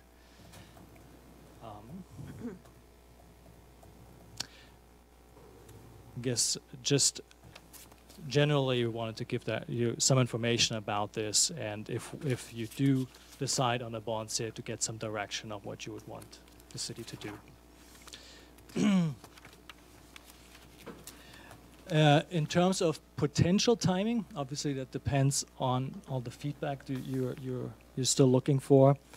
One potential way would be to come with a bond ordinance that would describe really the bonds and how they would be structured and sold to the market, the legal requirements within which they can be sold, and that could be done in April. And we would be able to go and get a rating in May and sell the bonds in the end of May. That would be a potential schedule depending on obviously what direction you give us. For those looking at the activity schedule on page 10, that under activity, after the second one, the city council meeting is tonight, March 26th. Obviously, there's going to be some committee meetings next week where you're going to discuss the list further of the capital projects, which would be April 2nd, and then potentially April 3rd. If council is interested, we would take the discussion and agenda bill to F&A, the Finance and Administration Committee, to introduce it, to prepare for April 9th. When does the ban become end? So my understanding is that you will draw the full $10 million by the summer. Yeah, I think either at the end of May or early June. So we have to make a decision on that when, prior to that? Well, I in view of the questions and what have you, we've got flexibility there. And the other great thing about that is I'll be gone. So none of the points that's a good answer for you, Rob. So far. We were trying to get this process going so that when we did exhaust cash in late May or June, that my replacement, our successor, wouldn't have to go scurrying around looking for money. But we can carry the cash flow if we can't sell, we can't get this mature enough or through the council in time to do a June sale. And I also want to point out there is a maturity date on the ban that's in October of this year. So at that point you have to act either to refinance it or to extend it. That was the answer I wanted. Thank you. And is it the market's expectation that interest rates will continue to go up as we go through May and June and July? So there's also the issue that at whatever date you go out, if the later that date is, the more the market expectation is that interest rates will be higher. That's right. The longer you wait, the expectation is that it rises. I mean, from our perspective, is the sooner you can lock in the rates, then you have certainty. But we also have seen many years where the market expected interest rates to rise and rates actually dropped. Now this year, everything is different because everybody believes now rates are truly increasing, and it's because there's truly stronger economic data that supports that increase in rates. And that's another hour-long presentation as to all the metrics in it, yeah. Well, last Wednesday they went up 25 basis points. Any other questions? Thank you. All right, thank you, Thomas. Thank you. Thank you. I have some Councilmember Mayhew, yeah, go ahead. questions, but I'm not sure who they're of. Just curious, maybe Mr. Orton knows, what was the largest debt issuance in Snoqualmie City's history? What was the amount? I think 2008. Rob, microphone, please. The 2008 revenue bonds were $7 million. Right. So this, we're talking about something that is the largest debt issuance in our history, right? By a fair amount. Yes. Order of magnitude 3, better. Of course, by far, we have the largest amount of infrastructure to take care of in the history of the city. And the, Good point. and the two sides of that equation is one, an historical infrastructure that's, much of which has been neglected in the state of, be way beyond its maintenance cycles that we've been trying to catch up with for, 10, 15 years now. Making some headway, but it's still a long way to go. And then the other side of that equation, which is more significant because it now represents, 85, 90% of our infrastructure, is the Snoqualmie Ridge is coming up to its first maintenance cycles all across the board on all the infrastructure. We all think of it as kind of new infrastructure, but all the backbone infrastructure was put in close to 20 years ago now. So it's kind of a perfect storm of those two coming together at the same time. Well, yes, but what you say, so I've read the rate study in detail. I've studied it, studied the rate study. And one of the points that it makes is that this CIP plan does not include maintenance for the ridge. And it makes a big point about that once this 55 million planning, this 55 million in planned CIP occurs, it recommends that the city really needs to start funding repairs, and and it even gives some numbers of what those are likely to be, and it's several $1 million a year. Like now, it's just sort of averaging rough expectations, but that's another thing that we'll have to deal with in the not too distant future. Is that right? That's not in this plan. This is in the rate study? Yeah, the rate The study. utility rate study. That's right. It does make mention of, yes. I think we want to be clear, there are some operational maintenance going on that does include a few of the capital issues, Well, pumps, let's motors. let Todd or Dan speak to those, please. For the record, Todd Saxberg, Operations Manager, Utilities. Rob, I think it'd be easier if you give him the microphone. Is there a microphone over there?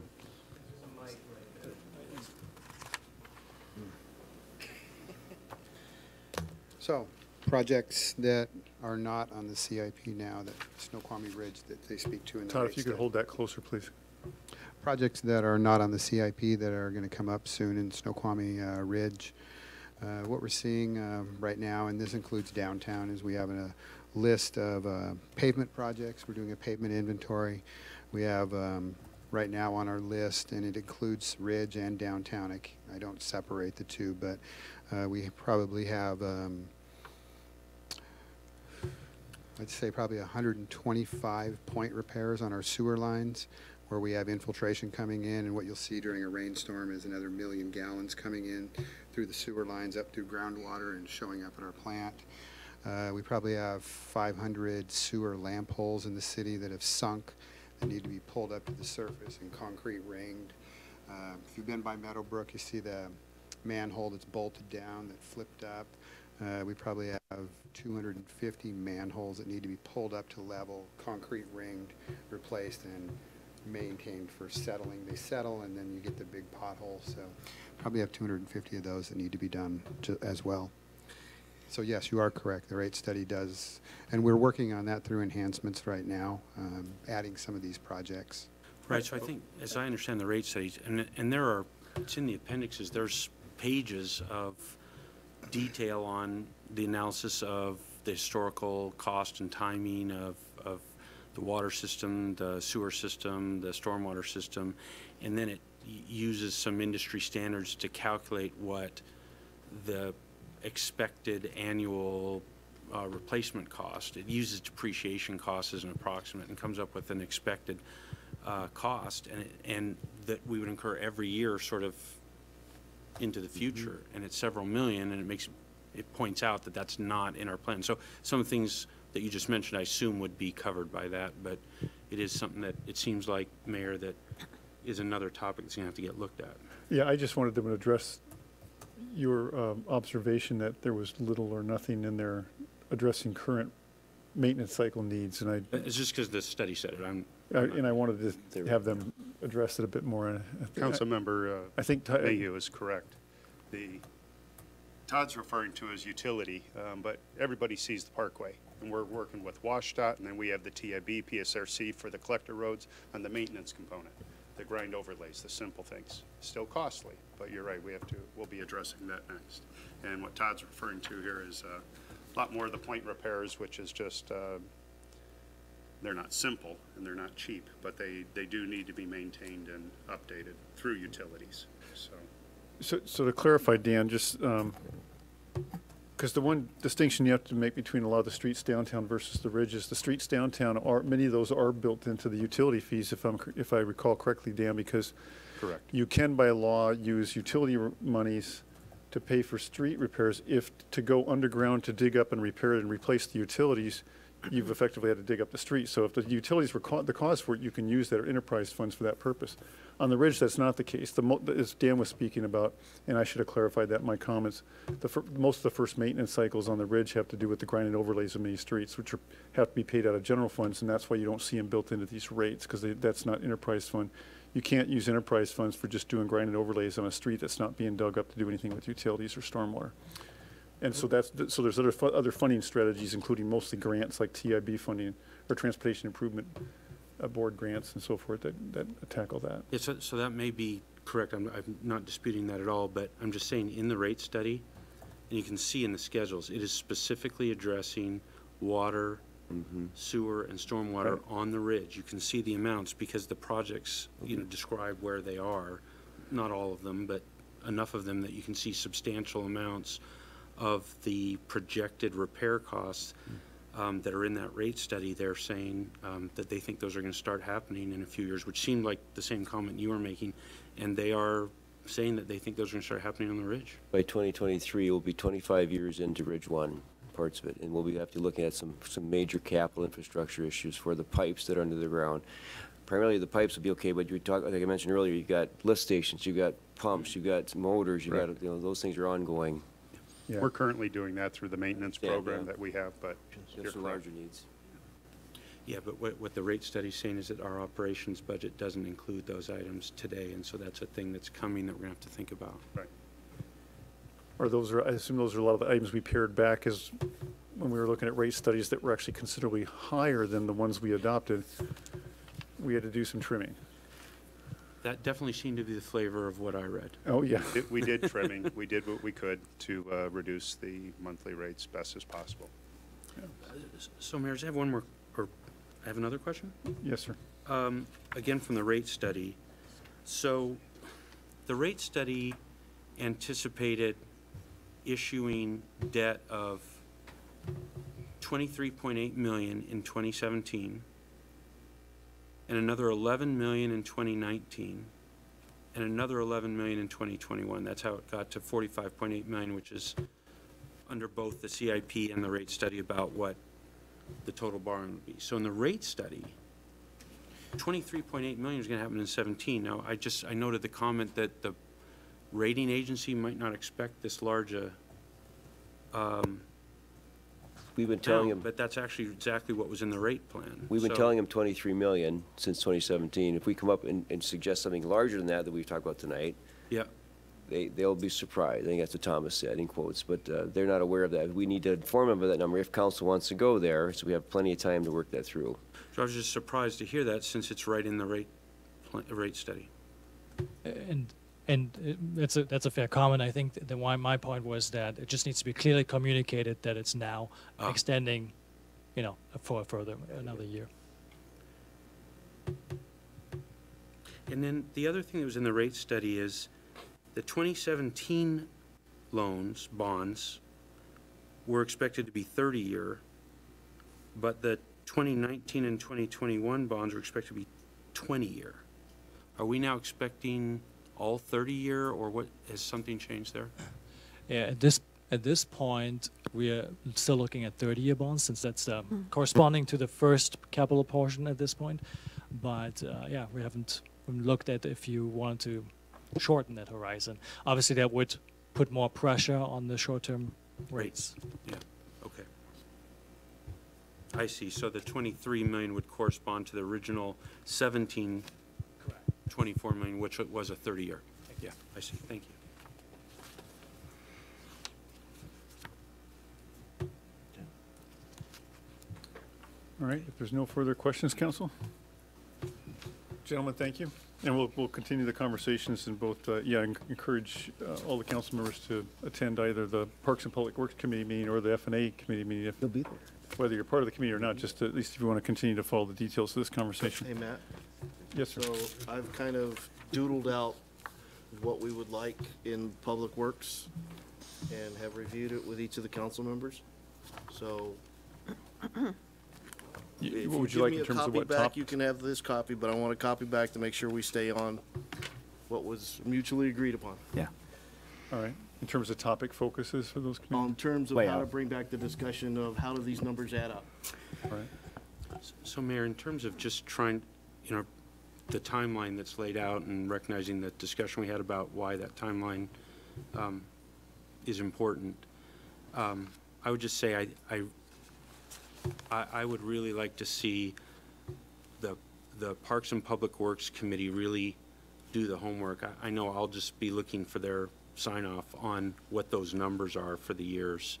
And I think if we can get that done there, and the F&A Committee can really deal with the financing side of this and figuring out what the right amount and timing of, from a financing perspective, I think we split the labor that way and sort of, for the most part, rely on each other, or I guess cross-attend if we want to. But I think that's the way to really move through this in the time frame that I think you're hoping for. Yes. So as an example, we're having that committee meeting next Monday night, Parks and Public Works, to look at the project list. And then the following evening at the F&A Committee, we tend to bring back a draft agenda bill to put this project, if you will, this program in motion for the bonds. And the discussion that we may want on is, what is that dollar figure on the next bond? Yes. Okay, are we funding the 17-18 projects? Are we funding the 17-18-19 projects? Are we doing something bigger? I'm not sure we can justify bigger than 17-18-19, and based on some of the other stuff, I'd recommend that you stick with the plan of doing 17-18 at the 23 point whatever figure. As you see, we find efficiencies. You've got a limit that says you got to have it at least committed in 3 years, or spent, depending how you define the word. And you can see just based on the numbers, we'll get the numbers straightened out, but you see based on the numbers, we have a tendency of bringing the numbers back as we find efficiencies, as we move projects around and things like that. So pulling it back may be the appropriate thing to do. Councilmember Shepherd. So when we talk about 23, that is going to pay off the interim loan as well? Yes. Correct, yeah, the 10 million. Okay. We've got that, we've That's got to the- get that bond out. That could eat us alive with the. So very- total 23, Yeah, paying, total 23. including paying that off. Including 2017 projects and those approved for 2018. Or some Yeah. number. So you guys sit down, go All right. with him. With that, Thomas and Deanna, thank you both. Yeah, he's. You'll- See you again soon, I'm sure. Tuesday. All right, with that, we're going to move on to the consent agenda. Action items include, actually, let's do this. I'm going to move on to the minutes, since that's been removed to the consent agenda, for the March 12th, 2018 council meeting. Can I have a motion and a second to approve the minutes? Second. I'm sorry, who moved? I moved. Second? Peggy was going to second. All right, motion and a second. Any discussion? Councilmember Mayhew. I would just, Councilmember motion- Holloway, we're going to need you for this conversation. make a motion that on page 4 of 5, under executive session, that I believe we have a typo. I don't think we have a Bob Sturbankum. He's And been so called many names lately. Where have you been? Needed me for that? So I That's one of the nicer ones. I Just don't suppose call we- me late for dinner. I move that we, I don't know how to do this motion correctly. I would like to see the typo fixed and then move that we approve it subject to the typo fixed. All right. Move to correct Bob Sturbank's name in the minutes. Well, That, what he let's said. see if there's anything else. Is that the only item, Councilmember Mayhew? It is. Okay, does anybody else have any other items we could throw into that motion as well? All right, with that, all those in favor? Aye. Aye. Opposed? Motion's carried.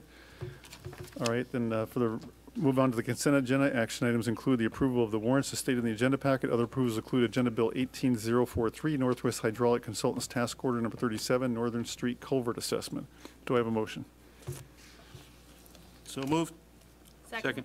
I have a motion and a second to approve the consent agenda as stated. Is there any discussion? Seeing no discussion, is there any member of the public that would like to comment on any of these items prior to action? Seeing no one move forward, all those in favor? Aye. Aye. Opposed? Motion is carried. We move on to reports. Parks and Public Works Committee, any further report? No. Community Development Committee, Agenda Bill 18045, Amendment 1 to the Conservation Futures Interlocal Agreement between King County and the City of Snoqualmie for the Riverfront Reach acquisitions. Amendment 1 to the Conservation Futures Interlocal Cooperation Agreement between the city and King County allocates additional funds for acquisitions within the Snoqualmie Riverfront Reach, see Council report, overlapping with the City Riverwalk project area. King County Ordinance, Council Ordinance 18602 appropriated $450,000 in Conservation Futures Levy, CFT, to proceed to the city, proceeds to the city. CFT funds have a 50% match requirement met by other city grants. Following approval, the CFT funds are used toward the acquisitions of King County Acquisition Services approved under AB 12170, providing additional fiscal and legal oversight by county acquisition staff. Recommend to approve the amendment to the Conservation Futures Interlocal Agreement between King County and the City of Snoqualmie for Riverfront Reach acquisitions and authorize the mayor to sign. Second. I have motion and second to approve Agenda Bill 18045 as stated by Councilmember Jeans. Is there any discussion, Council? Just, there was a question floating Councilmember around. Holloway. Oh, sorry. Question floating around in email, maybe some clarification. These funds are coming to the city. The property that is purchased becomes city property, correct? The funds are used to purchase property that directly becomes city property. In time. Not very speedy usually, but in time, yes. Councilmember Mayhew? But at the moment of acquisition, they directly enter our ownership. Oh, They do okay. not But in this move. case, the grantee on the deed of acquisition will be the city and not the Yes, county. it is not the county and then Great. transferred, yeah. And, Councilmember Mayhew? Yeah. sorry, and just, again, trying to clarify a citizen question. The grant will be used to acquire land that is on the riverfront, is that correct? That is the Correct. not on Railroad, not on Snoqualmie's Main Street, but on the riverfront. That's where. That is correct. Just clarifying. Yes. Yes. And as we just learned, it will be owned by the city. Yes. Thank you. Councilmember Summel. It seems to be my recollection that money, there are a few properties inland, so to speak, that money can be used for. I seem to recall something actually right behind us, a couple parcels over, that was going to be eligible for that as well. Is that correct? The property that was north of City Hall, we were considering was actually going to be funded out of FEMA funds. Okay. And we did not pursue, we pursued that acquisition, that did not work. The identified properties in the CFT projects are all along the river. So this funding would only be used to that purpose. Great, thank you. Councilmember Ross. And just to clarify, when you talk about matching, it does not come from our budget, does not come from city funds. The match is paid for by by grants, by past expenditures that originated from grants, and from our agreement with the Flood Control District, which provides partial funding. So we have 1.2 million in match from all those combined sources. We would only need roughly $600,000 to match both this amendment as well as past unexpended CFT funds. So we have more than double the match we need from non-city funds. Councilmember Shepherd? So this is a new thought that I had, so I didn't share this with you ahead of time, but how long will it take, do you think, to acquire all the properties for this project? Ooh. Well, to expend these funds, it would not take long.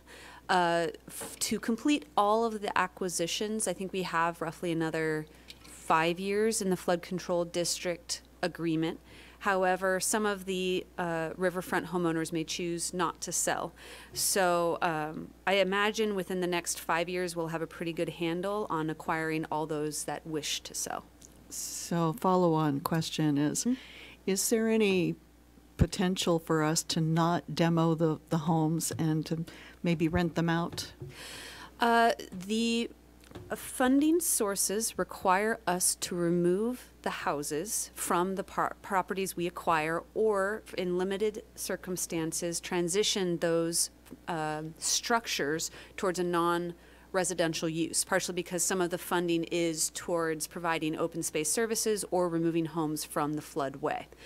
That being said, I have in the past explored the option of trying to auction off the properties at a very low rate to a person that is very interested and who could then physically move the home off of the property. That has not been successful in the past. One of the houses I'm looking at in the near future, I think, could be another viable candidate, so I'll probably look into that as well.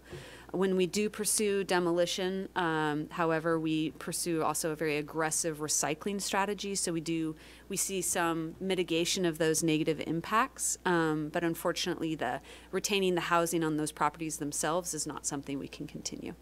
Now, does this activity have anything to do with shoring up the riverbank? Not directly. There are 1 to 2 areas along the river we are considering shoring up the riverbank, and in 1 to 2 of those cases, acquisition funds can be used towards match for those activities. However, I think that we will have sufficient match in those projects from other expenditures, regardless of the funds we spend on the houses. So in limited circumstances, technically, they're connected, but in all reality, they don't really need to be. So I went to a Snoqualmie watershed meeting, and they had a presentation from the tribe, and they mentioned something about a concern about too much, I forget what it's called, but anyway, the hardscape of they're concerned about bank armoring. Yeah, yeah, they're a little concerned about that. I have a business card I can share with you. If somebody you probably already have talked to, but right. But anyway. Yeah, no, we're separately have begun looking into an analysis along the river of some of our proposed improvement projects in order to see how different proposed bank solutions might affect both the site as well as downstream. So that's a task order you might see come before you in the next 6 to 8 weeks.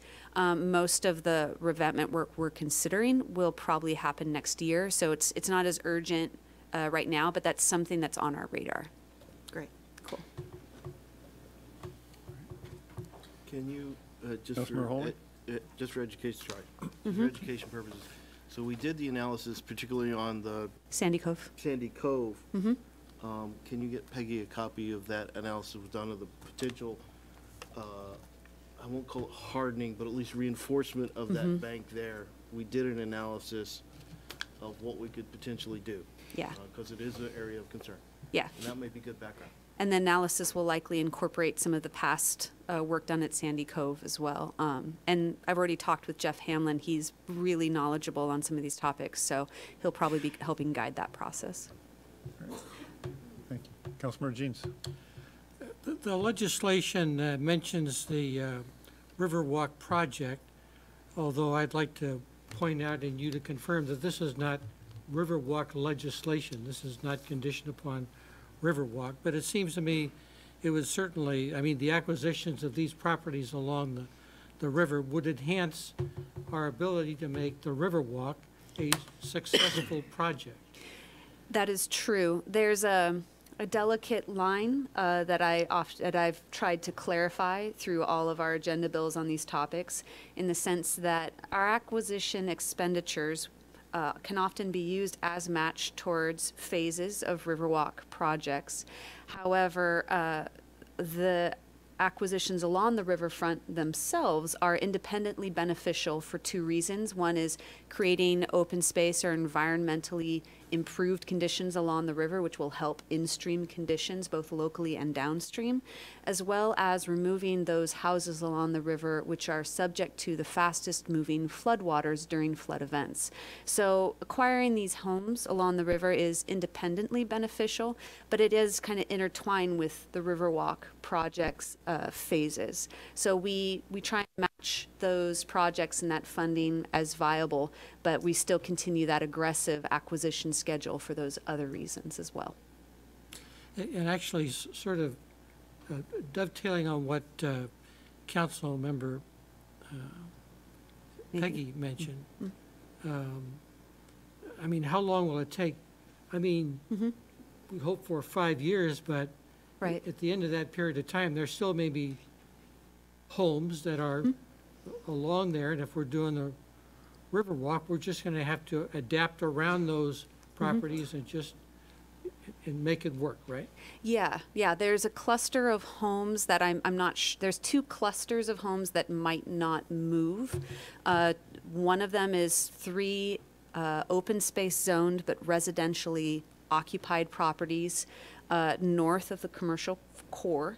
And then there is a cluster of homes basically right around the intersection of Shoesman and Park Avenue, where those homeowners are either they actually bought the houses in the last 5 years, or they're just not sure if they want to move. So both of those represent sections of homes that if they decline to sell, we can basically move around them. Thank you.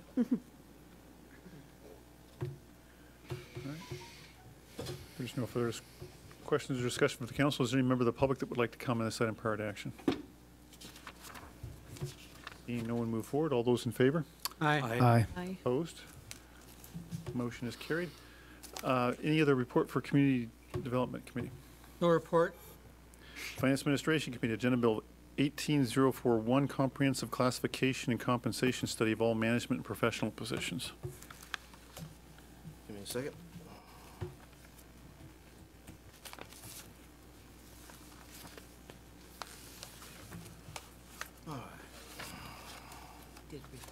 You want, I believe we read this one time before. Yeah, I'm not sure why an ordinance is under reports, but go ahead and just read the motion, please. Yeah. Move to approve the use of Ralph Anderson Associates to provide a comprehensive classification and compensation study of all management and professional positions. I'm sorry, if I could stop you for just a point of order, I should. I'm seeing on my notes, it says that tonight's just for a second look at the revised ordinance. It's not for action tonight. We're not on the ordinance.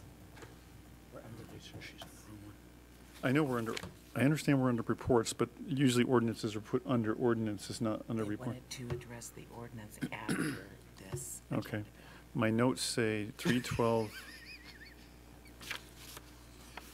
Sorry for the delay. It's all right. 312, introduction 312 on the 12th of March.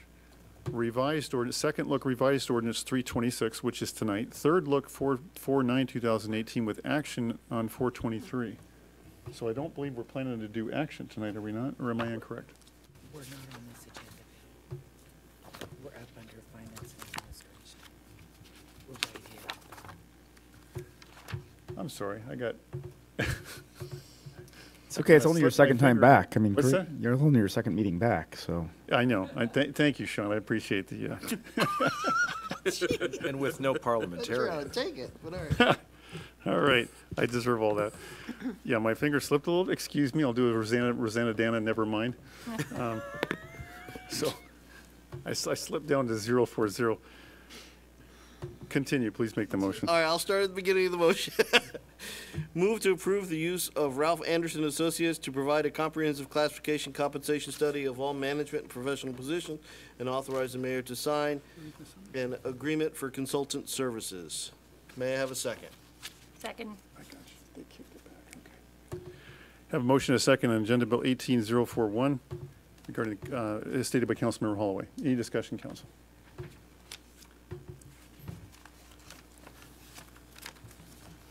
Councilmember Mayhew? So I have a question about the proposed contract for the city attorney. On page 2 of the proposed contract, there's a clause called termination of contract. Item 5, I think it's the standard city clause. I just raise it because there was a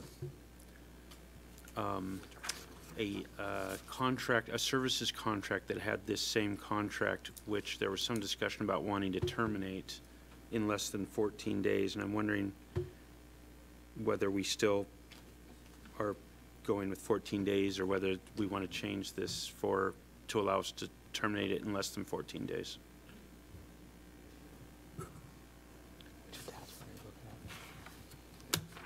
Sorry, I'm trying to pull that up. Since that issue has come up, we have changed our form approach to that and provided for immediate termination upon material breach and so on. And I'm trying to remember, I think that my work with Eric in preparing this contract goes back a ways in time and may predate that.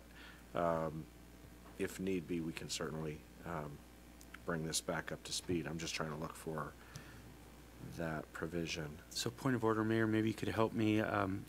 Would it be appropriate to make a motion that we approve this and authorize to sign an agreement with the modifications of the type that the city attorney just described? Can we You would just move to make an amendment and state what that amendment would be. But I don't know what it should say. I bet Bob does. The amendment would add language to the termination provisions of the contract to provide for immediate termination upon material breach by the consultant. I move that. As stated by the city attorney. Yes. Second. All right. Motion and a second is by Councilmember Mayhew as stated by the city attorney. Not the exact language, but to get that to that intent, obviously. So, any discussion, council? And just to be clear, this is a secondary motion. We'll go back to the main motion? Correct. Yeah. All right. Anyone from the public want to comment on this amendment or item? Monica? Monica Lowney. The original city documents that I read stated that the mayor was going to appoint 3 citizens to do this analysis. Now it looks as though Ralph Anderson and Associates has been chosen, so. Yeah, that's another item, Monica. That's Okay. Well, I would just like to know how much That's a salary this commission is. for elected officials. This is a study, this is hiring a consultant to do a study on M&P salaries for professional staff. Okay, could you let citizens know what the cost of this contract is, please? Should be in the agenda, Bill. In there. Thank you. People need to hear it. All right, anybody else? All right, all those in favor? Well, wait a minute. Oh, I'm sorry, Councilmember I Ross. don't know if we're done discussing? That's the amendment. We're just voting on the amendment. Oh, okay. Yeah. Aye. All those in favor? Aye. Opposed? Motion is carried. Now we're back to the original motion with the amendment. Okay, this is a question. So, I believe. Councilmember Ross. Okay, so we received an updated quote today? Yes. Information. I'm just curious, what changed from previously? Absolutely. So since the last city council meeting and the F&A meeting, we've been working with Doug Johnson from Ralph Anderson Associates on updating the proposal to reflect what the council discussed. And so the main changes are on the project cost page on page 15. In there, Doug Johnson, he's added a paragraph, the 3rd paragraph, regarding the study work plan can include the city council and so on. So that's where the main changes occur. He does reference that in incorporating council participation in this project, he's going to do his best effort to do that within the 4 budgeted meetings, therefore to limit additional expenses and hourly costs. That said, he did also add a provision referencing in that paragraph that it could end up, if per scheduling, could end up to an additional $135 per hour plus expenses, but he's going to do everything he can to avoid that. But just, Eric, just to clarify that we're going to try to work around the council's schedules. So we try to do those 4 scheduled meetings around potentially the council meeting nights. So we can have some, obviously, some discussion beforehand if necessary, then bring it to council for their inclusion as well. Yes. And I did share with Doug about council meetings being on the 2nd and 4th, meetings of the month, and he's going to make his best effort. Absolutely. So, Councilor Holloway. and for, I guess, to bulletize, clarify. So we reviewed this before in council. We at council asked for more engagement of the council on this. Those are the changes he has referenced that have been made. Further, we asked that to validate that the changes would be done within the existing dollar figure we had prior discussed. They have agreed to that with a caution that if you make me come to too many meetings, I'm gonna charge you more, which is reasonable. So, we asked for these actions based on the last review we had in regards to what this contract was. And just to clarify a little bit more, we'll make every attempt to accommodate that calendar. Obviously, the 2nd and 4th Mondays, it's going to have to work around how quickly they're doing their work or the pace they set for that. But clearly, based on what I've read, and the email string you might have seen that Eric had with Doug from Ralph Anderson, they're going to make every attempt to make that happen. They want to make sure they can accommodate the dollar figure they originally quoted. I guess the only thing I would add to that is while the 2nd and 4th are convenient, virtually everyone is here the 1st and 3rd. Do I have that backwards?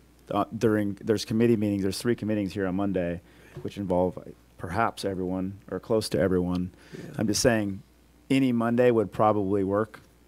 We discussed that as well. I think we'd prefer, though, if we had to, if we did it on the 2nd and 4th Mondays, we wouldn't necessarily have to come to the council meeting. We could have a workshop beforehand if council can be accommodated, or yeah, during I think the that's what we meeting shoot itself. for. Yeah. I'm just saying that if you needed a backup day, right, any Monday would probably be your second best. We've got that in mind. We just don't want to try Okay. to inconvenience any particular council member who doesn't normally show up on Monday nights here, the 1st and 3rd Mondays, excuse me. Okay. And if I may add to Councilmember Ross's question, the only other change in the introduction letter, at no additional cost, they updated from 19 positions to 20 MMP positions to include the event coordinator at no additional cost. Okay.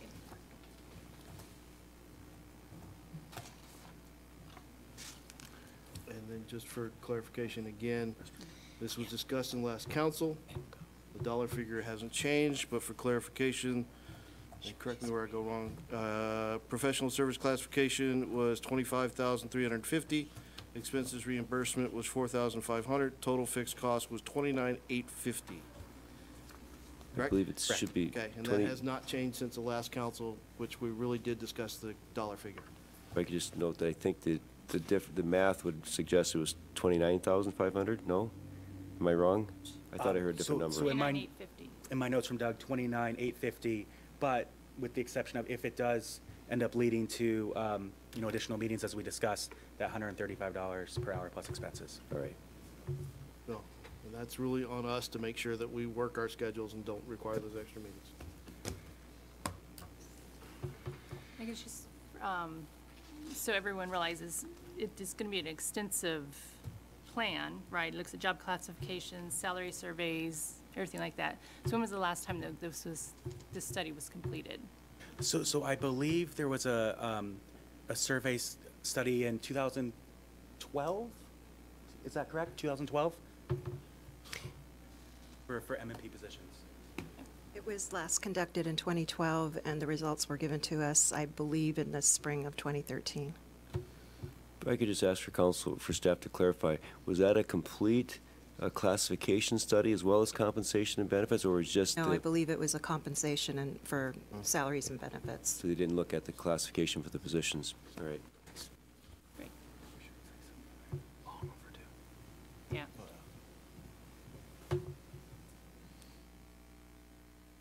All right, if there's no further discussion, is there any member of the public that would like to comment on this part of action?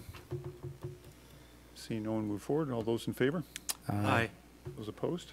All right, with that, we move on to, or I'm sorry, is there any other report for Finance Administration Committee? No further report. Public Safety Committee report. No report. Committee of the Whole, Agenda Bill 18040, ordinance amending Chapter 2.36 of the Snoqualmie Municipal Code related to salaries, establishing a salary commission and providing for severability and effective date. This is the one that pertains to elected officials. And I don't know if you've heard me note before that This is the ordinance that was for introduction on the 12th. It's just coming back again for a, presenting a slightly revised ordinance on tonight, and then with the planned third look on April 9th with the action plan for April 23rd. Okay, so if there's no other questions or discussions tonight, we could move on. No, and F and I, we wanted to have further discussion on this and really didn't have time this week, so we need to take it back to committee. Okay. Staff reports are verbal, the second meeting of the month. However, at this time, is there any, reports from the staff? Jody? No report. Rob, anything else? Point of order. PJ? Point of order. Oh, I'm sorry. Are Oh, I'm sorry. I didn't ask if there was any other items for committee of the whole. Well, we also, do we want public comment on, did we allow, I believe there was a member of the citizenry that was That usually comes intending after staff reports, but on this particular item, We're not trying to take action. on which particular item? the committee of the whole that we just punted on. The 040. Monica got up to talk about this agenda bill, not the Oh, last I'm sorry. agenda Well, bill. So should we give her an opportunity? to Sure, talk that's about fine, yeah. Yeah, fair enough. Okay, let me back up. So, yeah, we'll come back to committee of the whole. Although there was no vote tonight on it, is there anyone that would like to comment on Agenda Bill 180440 prior to possible future action? All right, seeing no one move forward. Are there any other items for committee of the whole tonight, council? Oh, you put on the agenda an update on the operations and control issues? That is where it goes. I forgot. Thank you. Bob, you want to give any, I think it's pretty much no change from the last meeting when I spoke. Clark Newber? Yeah. Yes, they're continuing on part, I'll call it the first part of this, and they'll continue with that until they've issued that, I'll call it the interim report, but they're still reviewing several items.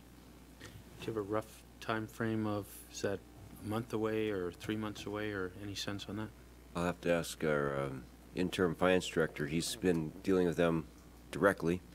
Any sense, Rob, of when they might anticipate finishing up on this part one? This is Rob Orton, interim finance director. So I've been not dealing with them because I've been in Disney World for 2 weeks. You're supposed to fake it. 2 weeks? We've had so I haven't had any communication with them since I got back this week, trying to play catch up. But we did identify a few things that we're going to try and implement on our own that'll ultimately be in the report, just some internal controls. I think they're fairly simple, but no sense waiting around for them. One of them is they want someone to independently approve any new vendors that we add to our invoicing. They also want to run a couple of payroll proof reports that document the changes that I've approved to the payroll system. And I think one other big thing that we're looking at is they do not want anybody in my payroll section to have the ability to override anything in the payroll system. So I was just asking for a timing of when you thought. I haven't even got a guess. I'll sit down with Rob and Mayor tomorrow, and we'll ask Certainly Clark not Newber for months. some. I had they the might sense from anticipate. I had the sense from your last report that it might be from that point a month and a half, anywhere from a month to 2 months, something on that order. That's what I recall them stating. Is that still a reasonable We'll expectation? check with Clark Newber and clarify, but I think that's correct. All right. Any other items for committee of the whole? Yeah, we have at least a discussion item. ethics training. Yeah. All right. Let's go ahead and, Bob, do you want to speak to that one? Deborah. Or Deborah, I'm sorry, Deborah. Staff is doing this. Grab a microphone when you get up here. So Jody and I are working in conjunction with WCIA to have someone come out to do ethics training for both staff and elected officials. And since we brought up at the F&A committee meeting that we'd like to make it easier for you and see if we can have the training scheduled for elected officials and commission members before a council meeting, if that will work for all of you. As long as there's food. Food, Jody. Peanuts and mints, how's that? You bought with food, okay. Staff report, finance officer. Okay, does that sound? Yes, We'll work on a date then. let's go with that plan. Okay. Councilmember Shepherd?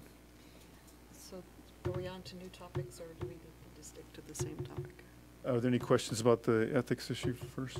Yeah, I just have a question. I wonder if perhaps at a not too distant future meeting, I assume that this training is at least in part connected with the ethics matter that we've gone through. And I wonder if there's sort of a broader response, or I don't know if response is right, or if there's a broader look at ethics and things that are happening at the city that might be something to be worthwhile to share with, I think, with the council, maybe perhaps starting with F&A committee, but in the not too distant future, let us know kind of to what degree you're re-looking at this topic and so forth. Sure. Good. Yeah. All right, any other comments on this item? All right, Councilmember Shepherd? Okay, if you could speak into the microphone, please. I think we need to extend the committee of the whole as far as allowing council members to come to committee meetings. Oh. That was it. Okay, correct. Good catch. Good catch, I'm sorry. We're supposed to be on here, so to remind me to, I'm sorry, once you're eligible for AARP, things slip out of your mind. 10 years ago, Brian, come on. Oh. Out of order? Anyway. Yeah. Anywho, so. Councilmembers will refrain from personal comments. But I like it. Again, we are looking at the agenda bill for council procedures for attendance of all council members, at least the ability of attendance of all council members at all committees. Really with the finance discussion, things going on at F&A, there really was not time to come to closure in the last meeting. I apologize again, but would like to again propose a motion that the next set of committee meetings coming up are again noticed as committee and committee of the whole, so that council members not sitting on the committee may attend as audience. I second it. All right, motion is second, as stated by Councilmember Holloway. All those in favor? Aye. Aye. Opposed? Motion's carried. Any other items, Councilmember Shepherd? So I want to get a status on hiring of the event coordinator.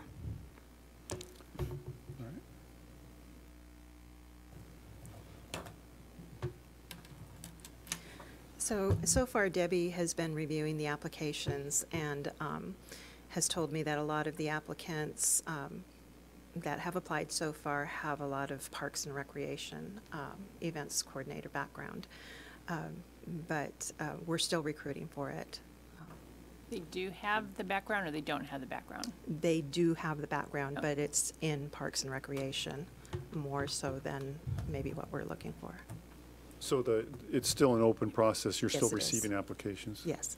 So where are we advertising as far as this position? We are advertising on govjobs.com, or govjobstoday.com, sorry, and AWC, and she was also going to include it on Indeed. Good, okay. Great. All right, thank you, Deborah. Any other items, council? All right. Now I think we're ready for staff reports. Start with Jody. No report. PJ. Rob. Stand up here for a chance. I expected and didn't get any reaction to the audit report, which I sent out last week, and I wondered if you all received it?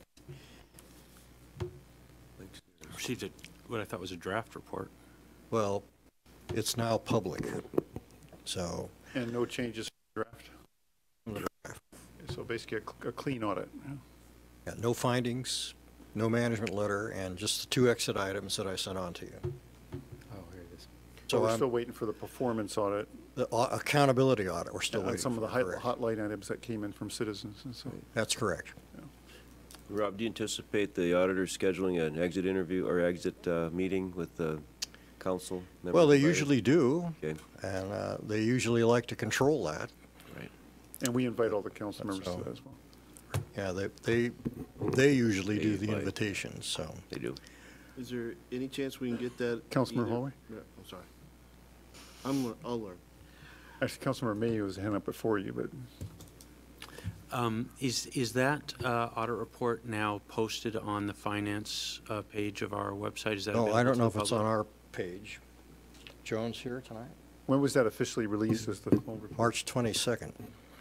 So just because of the, you know, it's later than usual, and I think there were a number of concerns raised by citizens that clean audit report addresses. I think that they might want to see that. There might be some that would want to see that, so I'd really encourage I'll you ask to get that staff out to as get soon it as you posted can. tomorrow. Did you say something, Joe? Okay, great. And I just want to just ask you, Mr. Orton, so that was well, it's not a clean audit report because it's cash basis, but it was a clean audit report on the bar's cash basis of reporting that we follow, right? Yes, we had a unmodified opinion on it, which means no findings. Congratulations, thank you. Well, I had nothing to do with this, of course. I wasn't here. Congratulations to But- those that did. Yeah, to those that did. I'll pass it on to the people that really did the work. Thank you. Councilmember Holloway? If the auditor is so inclined to come give an exit report, I guess my question is, can we have it either before council, as part of council, and do it here? Do it in the council meeting? Yeah? Sure. Or before the council meeting? Yeah, that might be, we'll have to, we could Look at it. request it of them. That's typically not the format they do. I don't think they're really leery of making anything appear political. But we could certainly request it of them, so, They can always say no, we can always ask. yeah. All right. Okay. PJ? All right, Joan? Chief?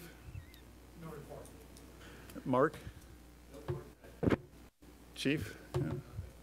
All right, Bob?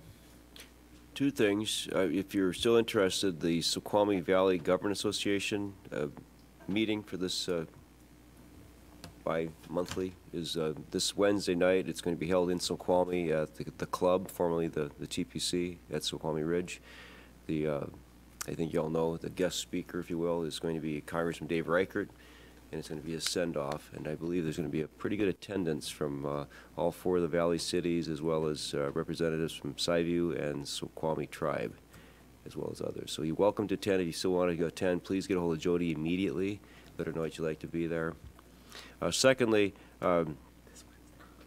last Thursday and then on Friday, we had the four finance director candidates in for discussions with our senior staff and the finance employees. And then on Friday, they interviewed, all four of them came back for interviews with Mayor Larson and me. And then, of course, you were invited to the reception. Thanks for those who could attend. I know it was a last-minute notice. I apologize for that. But Mayor Larson, after the interviews on Friday, we had Ron Hollifield from the search consultant group sitting in and just monitoring. But he and I are now in the process of checking references on two candidates. And we'll know more about that hopefully sometime after tomorrow. And I hope to make a report at the next council meeting prior to the mayor's wish to wanting to appoint someone. But we'll, as soon as the, I'll call the final candidate's been determined, I'll get that resume and that person out to all the council members. And you can see who that person is prior, well in advance of the council meeting at which you'll be asked to confirm Mayor Larson's appointment. And it's, in both cases, it's not likely either candidate could start until about mid-May, but I anticipate if, once we have that question resolved, we could do a confirmation process, frankly, first or second meeting in April, and provide an opportunity at that time for the council to, or for that person to testify and answer any questions of council prior to confirmation, and address any concerns or questions you might have. All right. Anything else, Bob? I just want to note that we had, as I mentioned, we had four really good candidates. It was a very difficult decision for Mayor Larson with my input, but I think it's important that you folks know that you have excellent finance staff that were a part of this process. You also have excellent senior staff. The vetting we've done now, this is probably our fifth or sixth one for department head positions in the last several years due to retirements and other situations, mostly retirements, but this process has proven itself out to work very effectively. And in the case, as you know, with for some of you that were here, with when we look at the more outward focused positions like police chief or fire chief, Mayor Larson usually includes a council member or two as well as members of the community as part of the panelists. But we've been extremely fortunate to have very good staff involvement, and it's an all-day process. It's stressful for the applicants as well as for the staff, but I think at the end of the day, we all feel a sense of great accomplishment in able to recommending candidates back to Mayor Larson. Bob Sturbank. All right, thank you. Any other announcements before concluding tonight? All right, with that, are there any citizens who would like to comment before concluding tonight's meeting? Monica? Monica Lowney. As a citizen, I would like to express I'm very concerned about the $54 million bond that we're discussing, putting taxpayers in debt for our water and sewer expansion. As it was mentioned before, the largest bond acquisition we had was in 2008 for $7 million. And now we're talking about $54 million like it's chump change, and I think it's a lot of money. So I would simply like to say that I believe we should form a citizens committee to take a closer look at this. I understand that historical Snoqualmie needs infrastructure. However, the Ridge, we're not talking about tearing up streets and replacing pipes. There's still a lot of life left in that infrastructure. And Mayor, you mentioned that most of our grind overlay in the Ridge neighborhoods comes from grant money.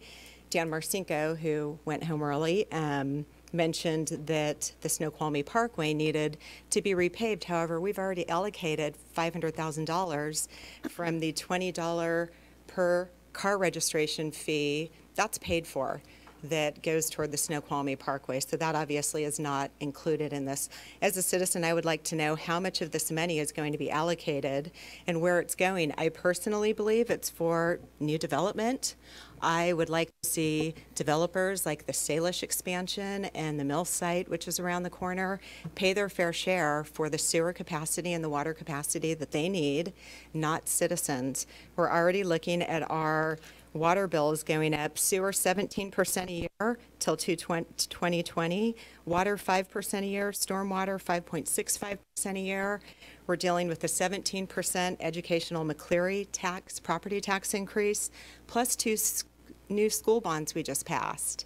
And I want to make sure that this $54 million is being allocated fairly and not being put on the backs of citizens. Thank you. Thank you. Anna?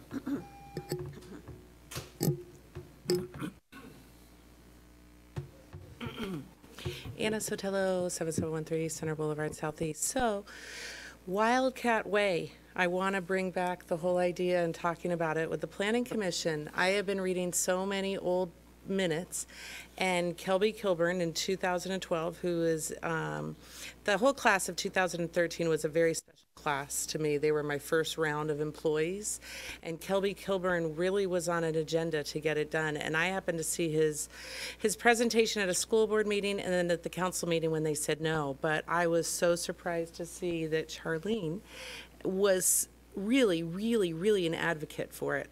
And I think with the school bond passing, which was something that was very near and dear to me, I think it's the perfect time to bring something like that up. And one of the things that Kelby really talked about was it builds community, which is something that relates to words in our comprehensive plan.